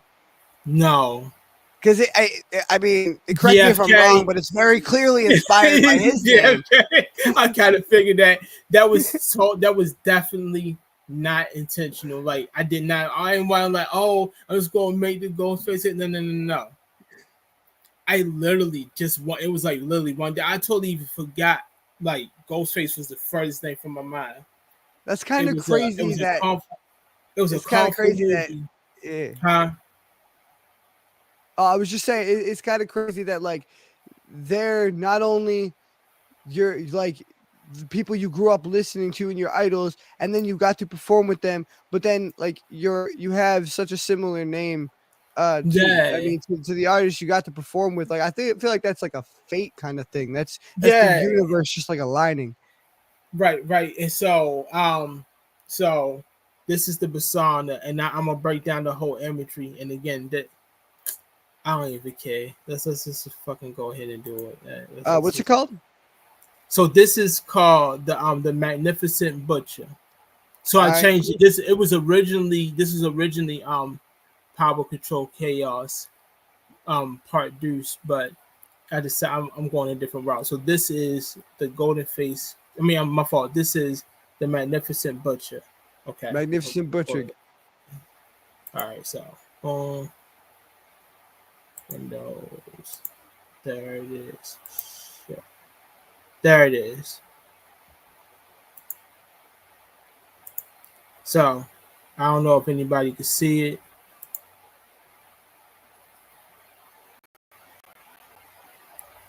There we go. All right, boom. So, that is there's a lot to unpack here, and I think I can zoom in. Hold up, let's go. Okay, cool. So that is the golden face killer. Oh, also, once upon a time ago, my hair was actually like down in my chest.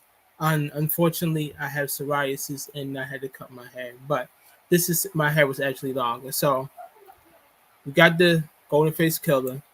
He has the butcher's his blood, of course. Parental discretionary advisory. I'm sorry.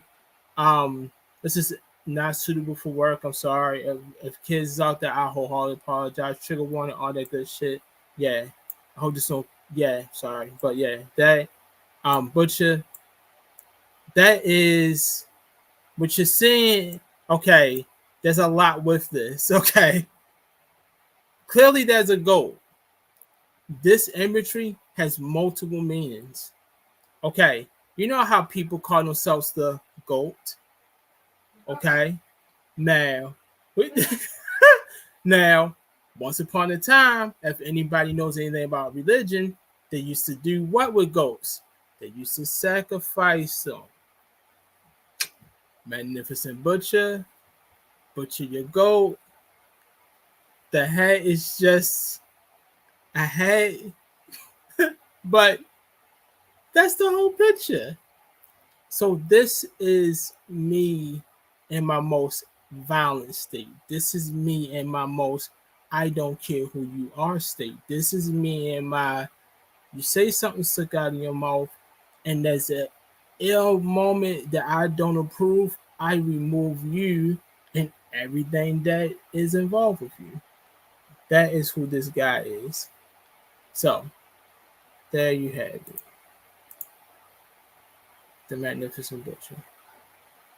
Tobey Maguire got bit by a spider, but me, I got bit by a goat, and then EXO butchered it. Yo, and I like the double. I guess. God damn it, you gonna get me killed, man. You know, have you heard that song yet? It's new. That's my shit. Tobey Maguire, that whole album shit, yo. That shit's dope. Yeah, I like the double meaning there, and I like that, you know, it's you got the sacrificial lamb meaning, but then it's also got the meaning of like, okay, you're the greatest of all time. Well, check this out. I'm the fucking butcher. You know, you're the goat. I'm the one who fucking cuts up the goats. You know, that's dope, dude. That's fucking dope.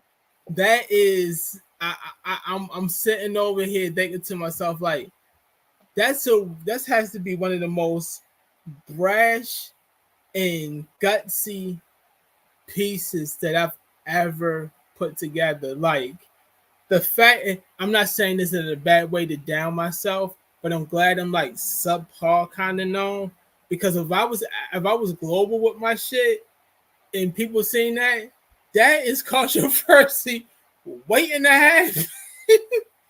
Cause that is a bold ass statement. You saying that you could slaughter a goat?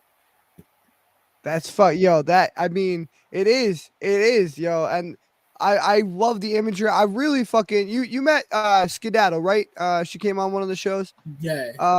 I gotta find a way to show her that. Is it up on any of your pages or anything? It's actually on my Facebook page.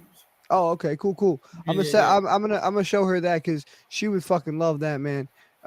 You know, especially as a digital artist. But you did great, and I like the you know, cartoon animation that you used. And I like that, you know, it's you. When I see an EXO piece, I know it's an EXO piece. The same way when I see one of Skedaddle's piece, I know it's one of her pieces. You guys have very unique style.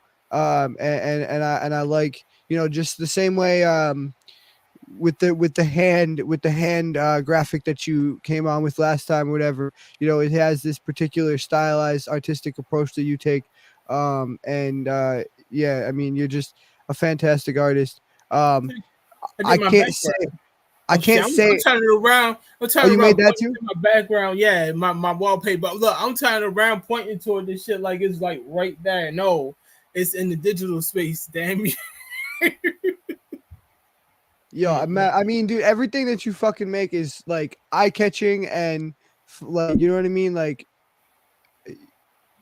I really understand why Poetless trusts you with all their stuff because And this shit not AI. This shit is 100% me. Fuck all that other bullshit. Dude, fuck AI. Although here's the thing. Here's the thing. AI is the same as auto-tune, and Eminem just proved it. Eminem just proved it again with his new album. He used AI to recreate his 20-year-old sounding voice because his vocal cords have changed. See, you know what? But see, but he used it as a tool, not as a crutch, as a tool. That's perfect. And that's how auto-tune is supposed to be used. People have been using right. But people have been using auto-tune as if you're an artist. Oh, look at this new art piece, bitch! You didn't do that. Fucking AI art is just high-end clip art. That's all. You didn't. You're not an artist. You are a computer programmer. That's all you're doing. You didn't. But no, there's I like no how mental power here. There's no mental power there. Yo, I could pull up a picture that I drew from just some shit, from just a piece of paper at work, and then I turned it into this dope ass piece.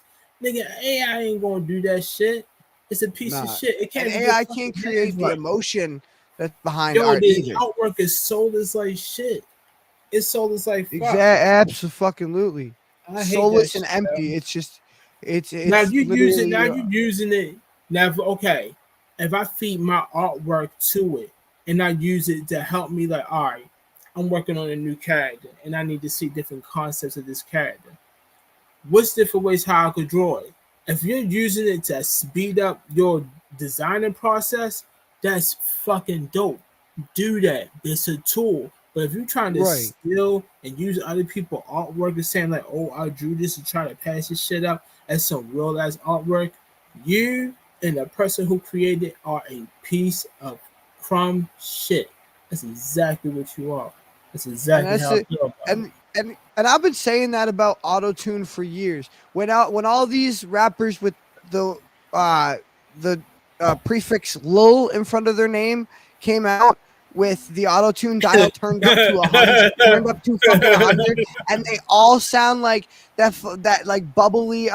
You ever watch a Trolls movie? They sound like that little fucking diamond one with the fucking. He's making that troll is making fun of auto-tune, but people have been using auto-tune since the 80s and the 90s. I mean, Run DMC and NWA have used auto-tune, but it's just that they use it as a tool rather than a crutch and layered over the whole fucking thing.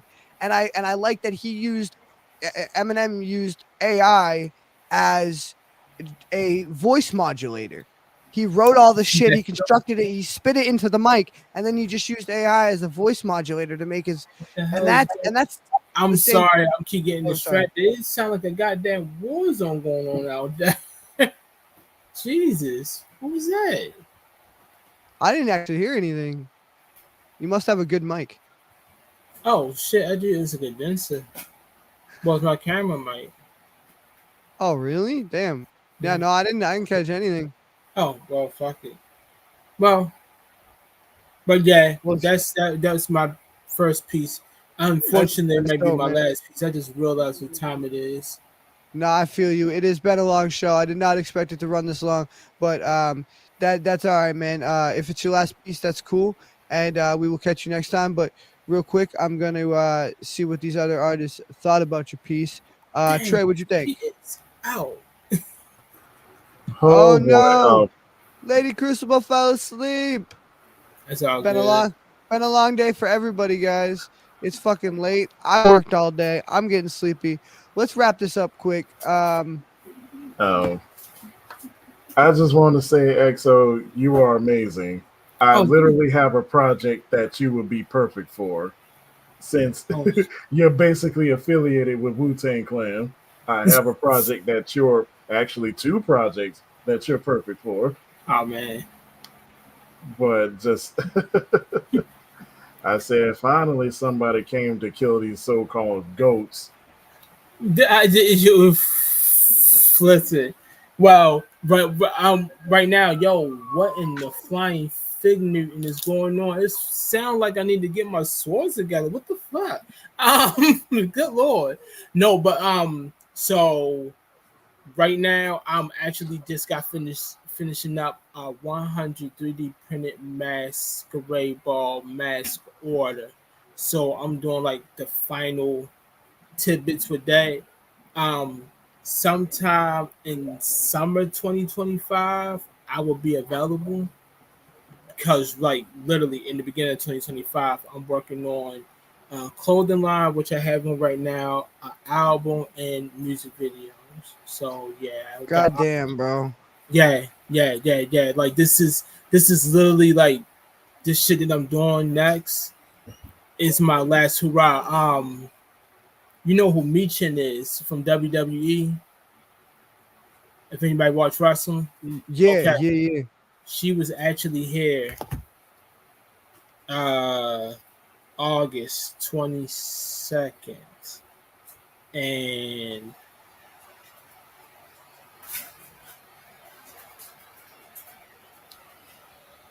oh no, No, no, it's gonna blur it out. Yeah. because it's green. Hold on. Man, if there's anybody I've ever wanted to hire on this show it's fucking you. But I have a feeling I just can't afford you or your time. You just seem like your Okay, time boom. seems too valuable. So that's her. And she you know all sorts of fucking Nice, famous people now.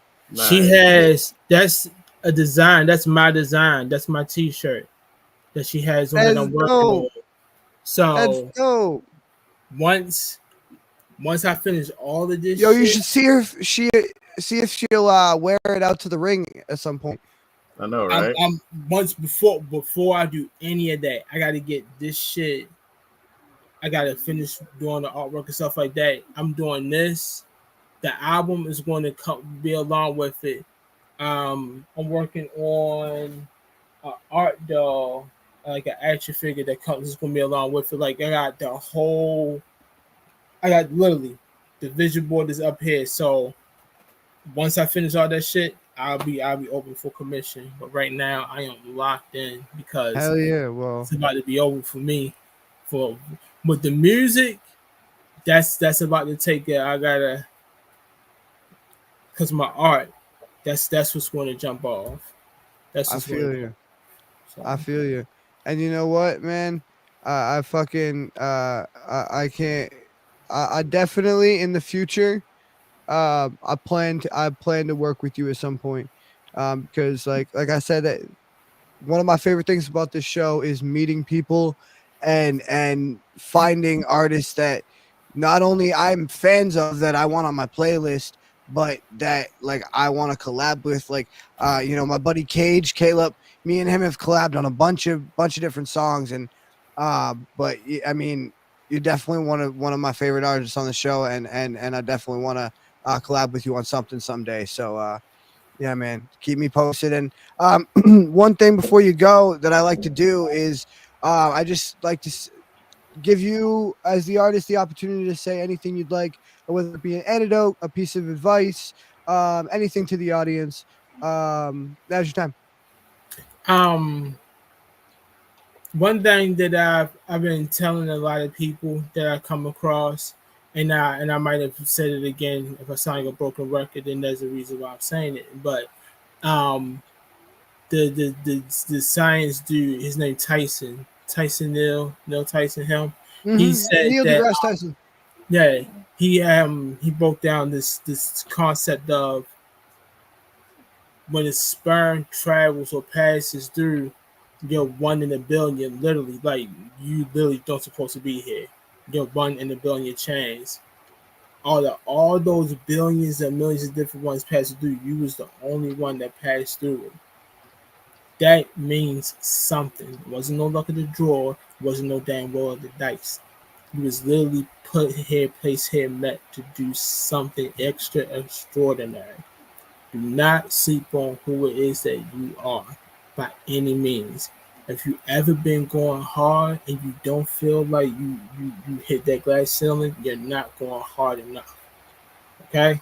Like, don't squander whatever gift, don't squander that shit. You only get one chance. This is not Contra. We all know the up, down, down, left, right, BA star. We all know the Konami code. That shit don't work in real life. Okay? You get one shot. If you're going to take a shot in the dark, just hope you make the shadows bleed. There you go. God damn, man. Honestly, I've been doing this new thing where I let artists speak at the end for this second season for about 6 episodes now. That is the best one I have fucking heard yet. You have such a way with words, dude, and some of the best advice I've ever heard in general. Thank you, dude. Thank you for being on the show. Thank you for being part of the community. Thank you for being part of the family, and can't wait to have you back. Have a good night, man. All right, guys, for obvious reasons, we're going to actually cut it down to one piece per person tonight.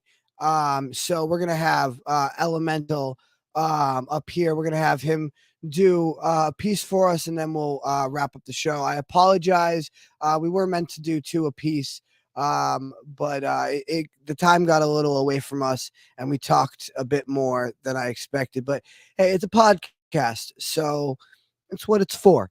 But last and certainly not least, we got Elemental. That's spelt ELEMEN2AL. You can see it on the screen when he's up here.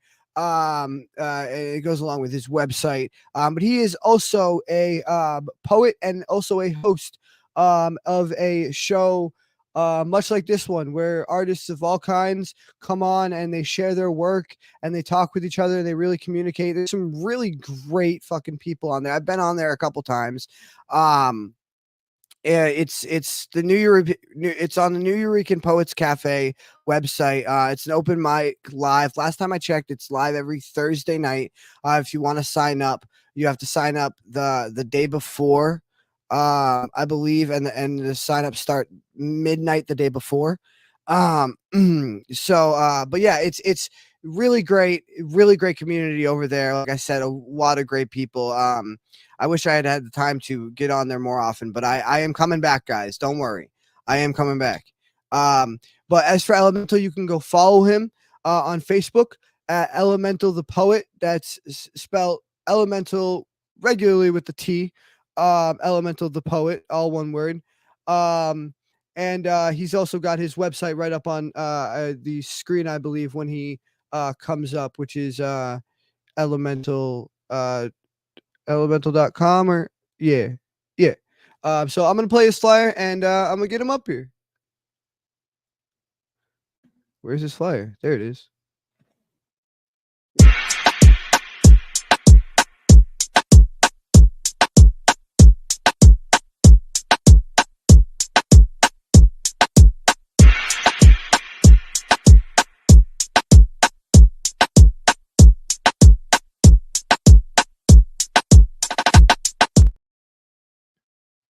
Hey, what's up, man? What's going on? How you doing?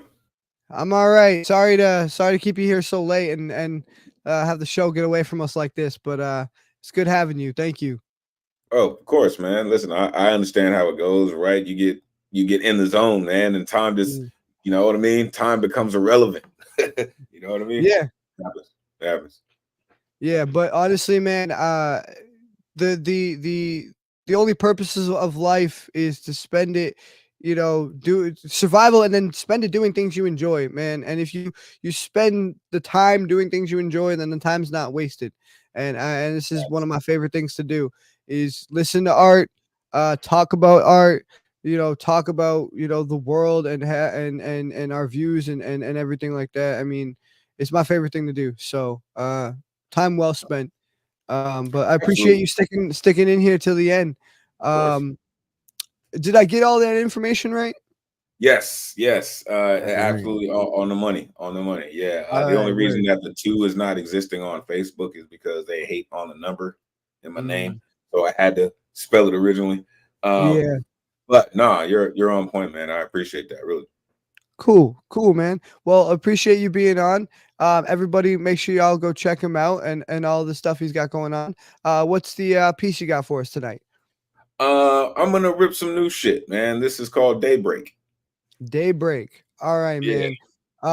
Well, again, I apologize about the second piece, but again, I can't wait to have you back, and you can do that piece next time you come on. I'm gonna drop myself out of here and let you get to it. For sure.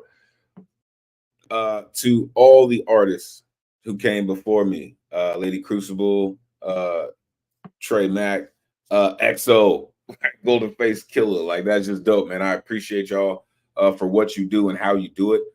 And for rocking, with this platform this evening. As the host said, I am Elemental. Storm Gods in the building. I am the host of the New Eurekan Poets Cafe online open mic every Thursday, 8 p.m. Eastern, 5 p.m. Pacific, streaming live on Facebook and YouTube. Come and join the greatest community in the world. You will find out why, truly. So many things going on, folks. As he said, elemental.com. Take out the T, put in the number 2, elemental.com. I do this because I have to. I do this for the folks who can't. I speak for the people who can't or who no longer have a voice to speak. This is Daybreak. I hate to say I'm sorry, but I was lying when I said hello, so let's start over. I was dreaming when I stopped you from crashing my love into your good goddamn and woke up in a why didn't I do this years ago? I can only say, how in our interpretation of beauty could you ever step into my sight line and expect not to crash land into I love you? Hi. My name is every sweet nothing sugar ever dreamed and forgot, then shattered into glorious plantation days with glasses full of work songs that sound like power, like money, like roles of education models turn hairstyles. I mean, classrooms. I mean, cells that make biology, sociology with an audacity to sprinkle psychology-laced trickery on free lunch systems. Feed future freedom fighters heavy doses of explosive pure sulfur and have the nerve to pray or moment of silence their guilt into pledge of allegiance. Dear God, is it curriculum or core subjects that make calisthenics of catastrophes where social studies become SES hierarchy? Pardon me, I get carried away by slave ships, renamed, zoned, sculpted into classes. Now, massa simply creeps around slave brains every quarter of an hour. Take time, make it test. Measure mind frames in states of stress, set at 68 degrees to increase the learning ability. It's funny. This mockery of identity with a hyphen standing in between still requires your death if necessary for votes. To rip tongues from ballots, make tonsils tungsten, firing bullets of bigotry one speech at a time. My fellow lost children of Shabazz, I'm sorry to the gods and the earth for calculating mathematics in mouths of madness. Degrees of tyranny. Reinforcement of supremacy that flipped 13 made it 23. Now every bit of me belongs to we, the people. I was dreaming when I wrote this. I heard him say, how could you ever love a lover's spirit without loving the love that loved you into love? Life. Living in loveless law-abiding citizenship, sailing off flat earth edges that we weren't original few. Blessings of solar flares that dared to take this war to their doors, screaming, I love you, with every ounce of 1968 John Carlos and Tommy Frazier I can conjure. Hi, my name is Daybreak. Welcome to the revolution. Peace, y'all.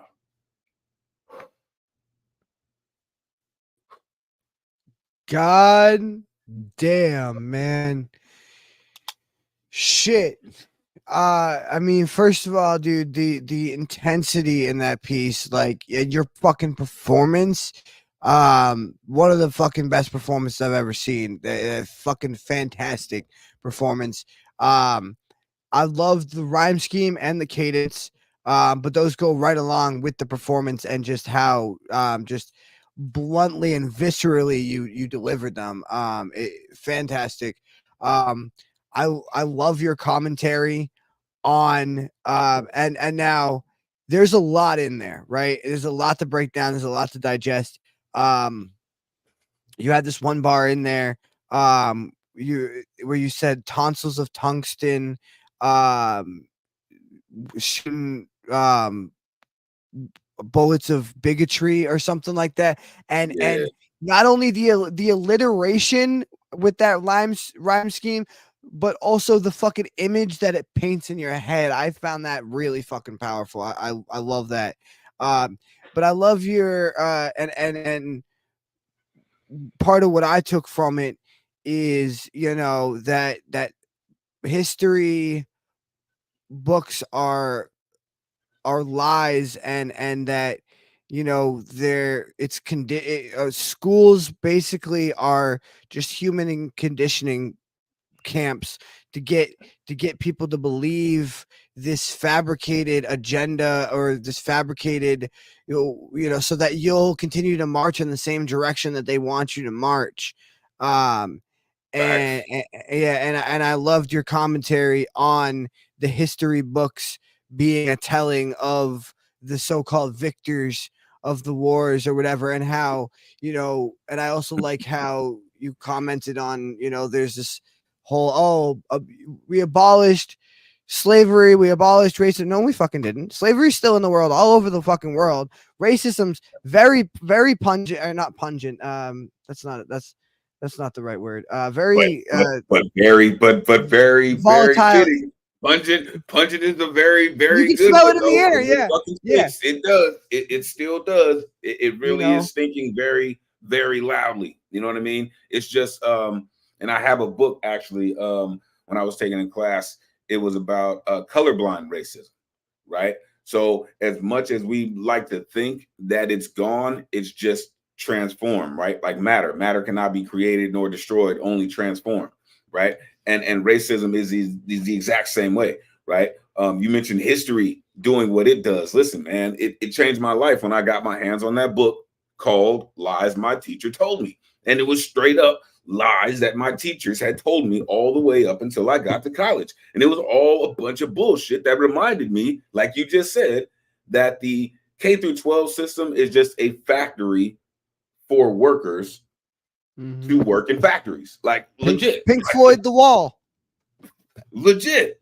Teacher, leave those kids alone. They've been Pink Floyd said it better than anyone with their Wall album and that song in particular. And I mean, if you see that's what reminded me of it, because if you watch the video, it's children coming off of a assembly line in the video, and that's sad but true. And to this day, I mean, when was that song made? Late 80s, early 90s, right? That's right. And it's been that way. And they're just human conditioning camps, and the entire system was stolen for that, right? To make the majority of the American citizenship workers, right? A blue collar workforce, right? Like they like to say, right? The middle class moves America forward. Yes, because the majority of the people are in that education system, just making them 9-to-5 workers. That's it. That's it. Right? So for me to do the things that I do and say the things that I say, why I say them, is for people to just kind of say, yo, okay, why are we still learning about Columbus in school when we know that's bogus, right? Why are we still, devoting time to some of these things like state mandated standardized testing? Why are we spending our time with that crap? It's not helping anyone get closer to becoming a CEO, a CFO, a millionaire, or a billionaire, right? Not at all. What it's doing, though, is helping them figure out, hey, you could be a great assembly line worker. You would be a great auto mechanic. You know what I'm saying? But there's no class. I mean, now don't get me wrong. There are classes, but most of them if not all of them, they are electives. They're not part of the actual curriculum, meaning you have to go out of your way to take them, that teach you, I mean, like home ec, that's just basic cleaning, cooking, Core subject. sewing skills, Yes. freaking paying bills. Tell me how to get a fucking apartment, please. Right. I don't care about how many apples Johnny has. Tell me how to get a fucking apartment. Tell me how to calculate my credit. Tell me how to build my credit, right? Tell me how to start how to a get business. a loan, how to get health insurance. Oh, come on, man. Health insurance. Come on, man. Like, there's a lot of things that could be done, right? Instead of teaching students algebra and geometry, trigonometry, and things like that. Not saying that those things aren't valuable, right? Not saying that those things aren't valuable at all. But if you're going to be a mathematician, that's when those things are valuable. But everyone else, like you're saying, you could benefit from a credit class. You could benefit from how to fix a tire, how to change a battery. You know what I'm saying? Like, I think that life skill.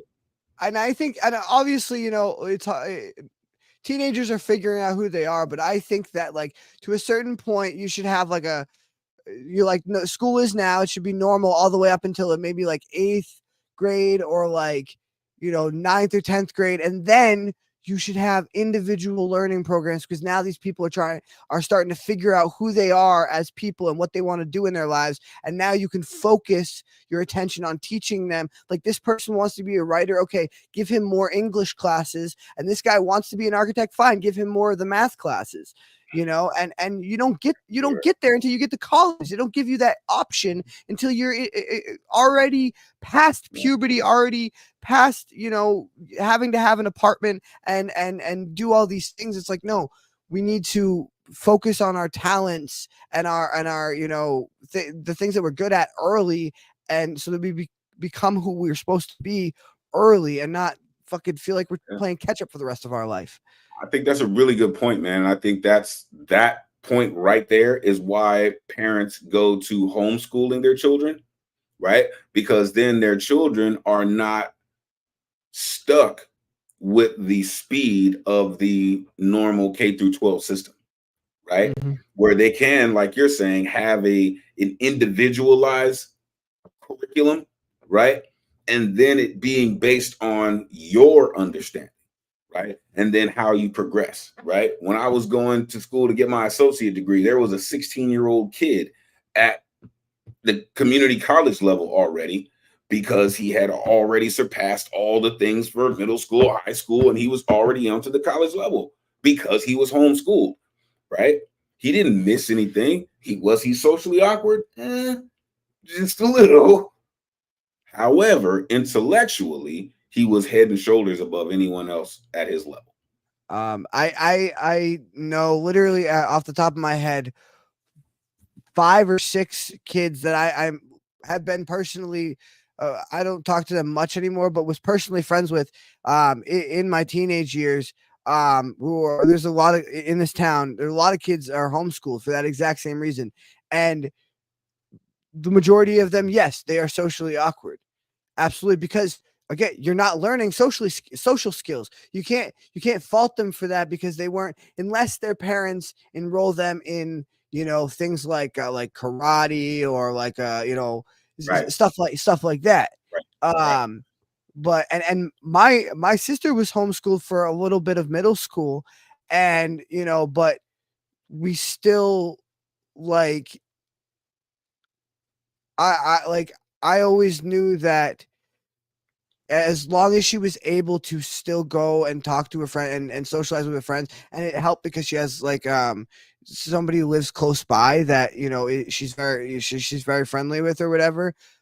So it was great that she still had, so she didn't become awkward. She didn't lose touch with that social connection. But yeah, most of the kids I know who are homeschooled are 2 things: they're socially awkward and they're fucking brilliant. Yes, they are. Fucking yes, they are, sir. Yes, and listen, you know, me getting more so into teaching, right? Teaching English and teaching creative writing. One of the key aspects of a student's learning ability is their parents' learning, is their parents' knowledge, and how much worth, how much stock, how much emphasis their parents put on learning for themselves, right? And that in turn determines how committed a student is to learning. You know, so like you're saying, 7th, 8th grade, right? People are just like, I got enough information, right? I got enough common sense. I can go out and make some money, right? I don't need the college degree crap and all that. I can go out and make some real money, right? So it's difficult even being a teacher, right? And I've had students tell me around the 8th grade level, like, yeah, this is probably going to be my last year of school because I need to go and make money, right? How do you get them to understand, no, you don't know enough yet, right? Only thing that you're going to do is you're going to find yourself either staring down the barrel of a gun or staring down the barrel of a gun, one way or the other. You know what I mean? Whether you're in front of it or behind it, you're going to find yourself staring down the barrel. And that's just not going to benefit you, right? Actually, one of my students is in a wheelchair right now. 15-year-old kid, man, in a wheelchair because he got shot in the summer between 8th grade and 9th grade. Shot in the back a couple of times. Now he's in a wheelchair, right?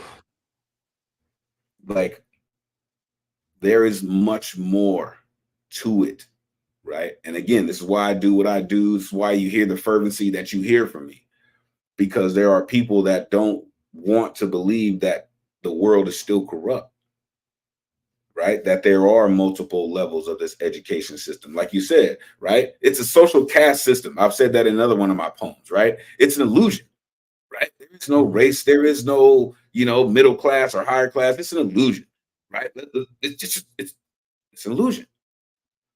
But what is real is what you have, right? And what we have as the average people is, compared to the higher ups, compared to the 1%, we have an average level of education that, affords us somewhere between $50,000 and $200,000 a year. That's not shit for the 1%. No. And it's getting harder and harder to, this country right now is almost, if not the most expensive it's ever been to live, to have a living. And not only did all of these, I think that my sister actually just barely missed it, but the newer generation after Gen Z, which is me, is Alpha. Or I think Alpha grew up with their face in their phones way more. Like, I never was allowed to even have, maybe Gen Z, but I wasn't even allowed to have a phone until I was fucking, I think 13. I grew up playing outside doing, but my sister had a tablet at 5, I think. Sure. She was born in 2009. Okay. So if you go by the calendar, some people will say she's in Alpha, some people will say she's Gen Z, but I just think that they grew up. This is a new age. This has never happened before, where a whole generation of people has grown up with electronics. Never happened before. Never happened before. From 2010 on. Because people in the early 2000s, we were still getting used to technology. There was still the flip phones, and you weren't giving your freaking 8-year-old a fucking phone. If you asked some kid or you asked some parent in 2005 if they'd give their kid a phone, they'd be like, no fucking way. What the fuck are you talking about? And even when I got one, it was like restricted to certain numbers and shit. But then after like 2010, you started to see this shift. Where if they put it even in Pixar movies, the characters have a tablet. You never saw Boo from Monsters Inc. sitting on her bed with a fucking, she wouldn't have been that scared with the coming. She just look up from her tablet. Like, I could picture this fucking 5-year-old just looking up from his tablet and be like, yeah, big blue fucking scary monster. So what? Just go look back at the tablet. I'm watching Saw. Like, I'm already watching Saw. Like, what are you gonna do, you big fluffy bastard? Like, what are you scared? Nothing. Yeah, no, and then you compare like something like Monsters Inc. or one of those old Pixar movies, which are say are great commentary on our society, and then you take like the new Inside Out 2 movie, and it's like based around technology. We have a fucking emoji movie, Wreck-It Ralph. He goes inside the internet. I mean, it's like the internet culturally took over around 2010, and so now we have a whole and that's been 14 years, and so now we have a whole race or a whole collection of billions of people who are young adults with thinking brains of their own, who were just raised by screens and technology. And it's weird, man. It's the first time it's ever happened in human history. Look, It's weird. they're being groomed, right? And this is what they may not understand. This is my last point, man. I got to jump to. Yeah. They're being groomed, right? Think about this. They're being groomed to allow AI to take over. Mm-hmm. Think about that. Think about that for a second, right? They are being groomed to allow AI to take over. Because like you said, they're already doing Neuralink. Right. Yeah. Oh, yeah. Oh, yeah. Like from 3 or 4 or 5 years old, right? They have devices in their hands already, right? They are more well-versed in how to move around, right? Mm-hmm. In this GUI universe, this graphic user interface, than older people. Like you said, this is the first generation that has been fully integrated right, into technology. It is a part of who they are, right? We might as well give them devices the moment they come out of the womb, right? Welcome to the world. Here is your birth certificate. Here is your passport. Here is your identity right here. And it coincides with the chip that we've already installed into you. So all you have to do is just wave it over. It's what it's going to be. We're going to be cyborgs. And in fact, actually, 3 days ago, and I'll let you get out of here, but 3 days ago, Joe Rogan released a podcast with the first ever recipient of a Neuralink transplant. He is a paraplegic. Yes. So, and him coming on the podcast showed two things. It showed the good side and the bad side, the danger of it. This guy can tell his computer mouse to move with his brain. Just think, move, and it'll move. Yes. Literally. But yes. But then you see the good side, which are the medical benefits. You could potentially give people back their sight, their legs, you know what I mean? Yes. And but that's what the future is becoming. Is it's either going to be Terminator, or it's going to be. Honestly, I can't even think of a. So what I was thinking right there, you're right, and then I was thinking of a new adaptation of what it could look like. It's either Terminator or RoboCop, right? So in the newer RoboCop movie, right, where he's in all black, right? They're like, oh, we had to adjust it, right? So once he gets to a certain point, he goes into battle mode, then the person just becomes a passenger because the AI is taking over the brain and doing all the movements and making all of the complex functions happen. And then the actual person just has to wait until AI, comes out of this battle mode and then allows the person to get their higher brain functions back. Scary, scary world, man. Well, on that note, I'm gonna end it with that scary fucking nightmare for everybody to go to bed on. Though, because they did number 2. You said they interviewed the first one, but they already have had a second one. Yeah. So it's coming, folks. I know. Everybody, get your eyes out of your phone while you still can, while it's not implanted in your fucking brain.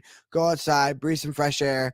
But then get your eyes back in your phone next Saturday at 9 p.m. Eastern, because we will be back, ladies and gentlemen. And make sure you take out your cyborg robotic device to go follow us on all the platforms of social media.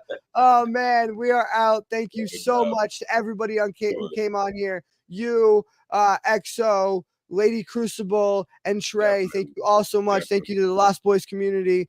We are out, guys. Catch you next Saturday at 9 p.m. Eastern. Peace. Shout out to Love. What was that? Shout out. Oh.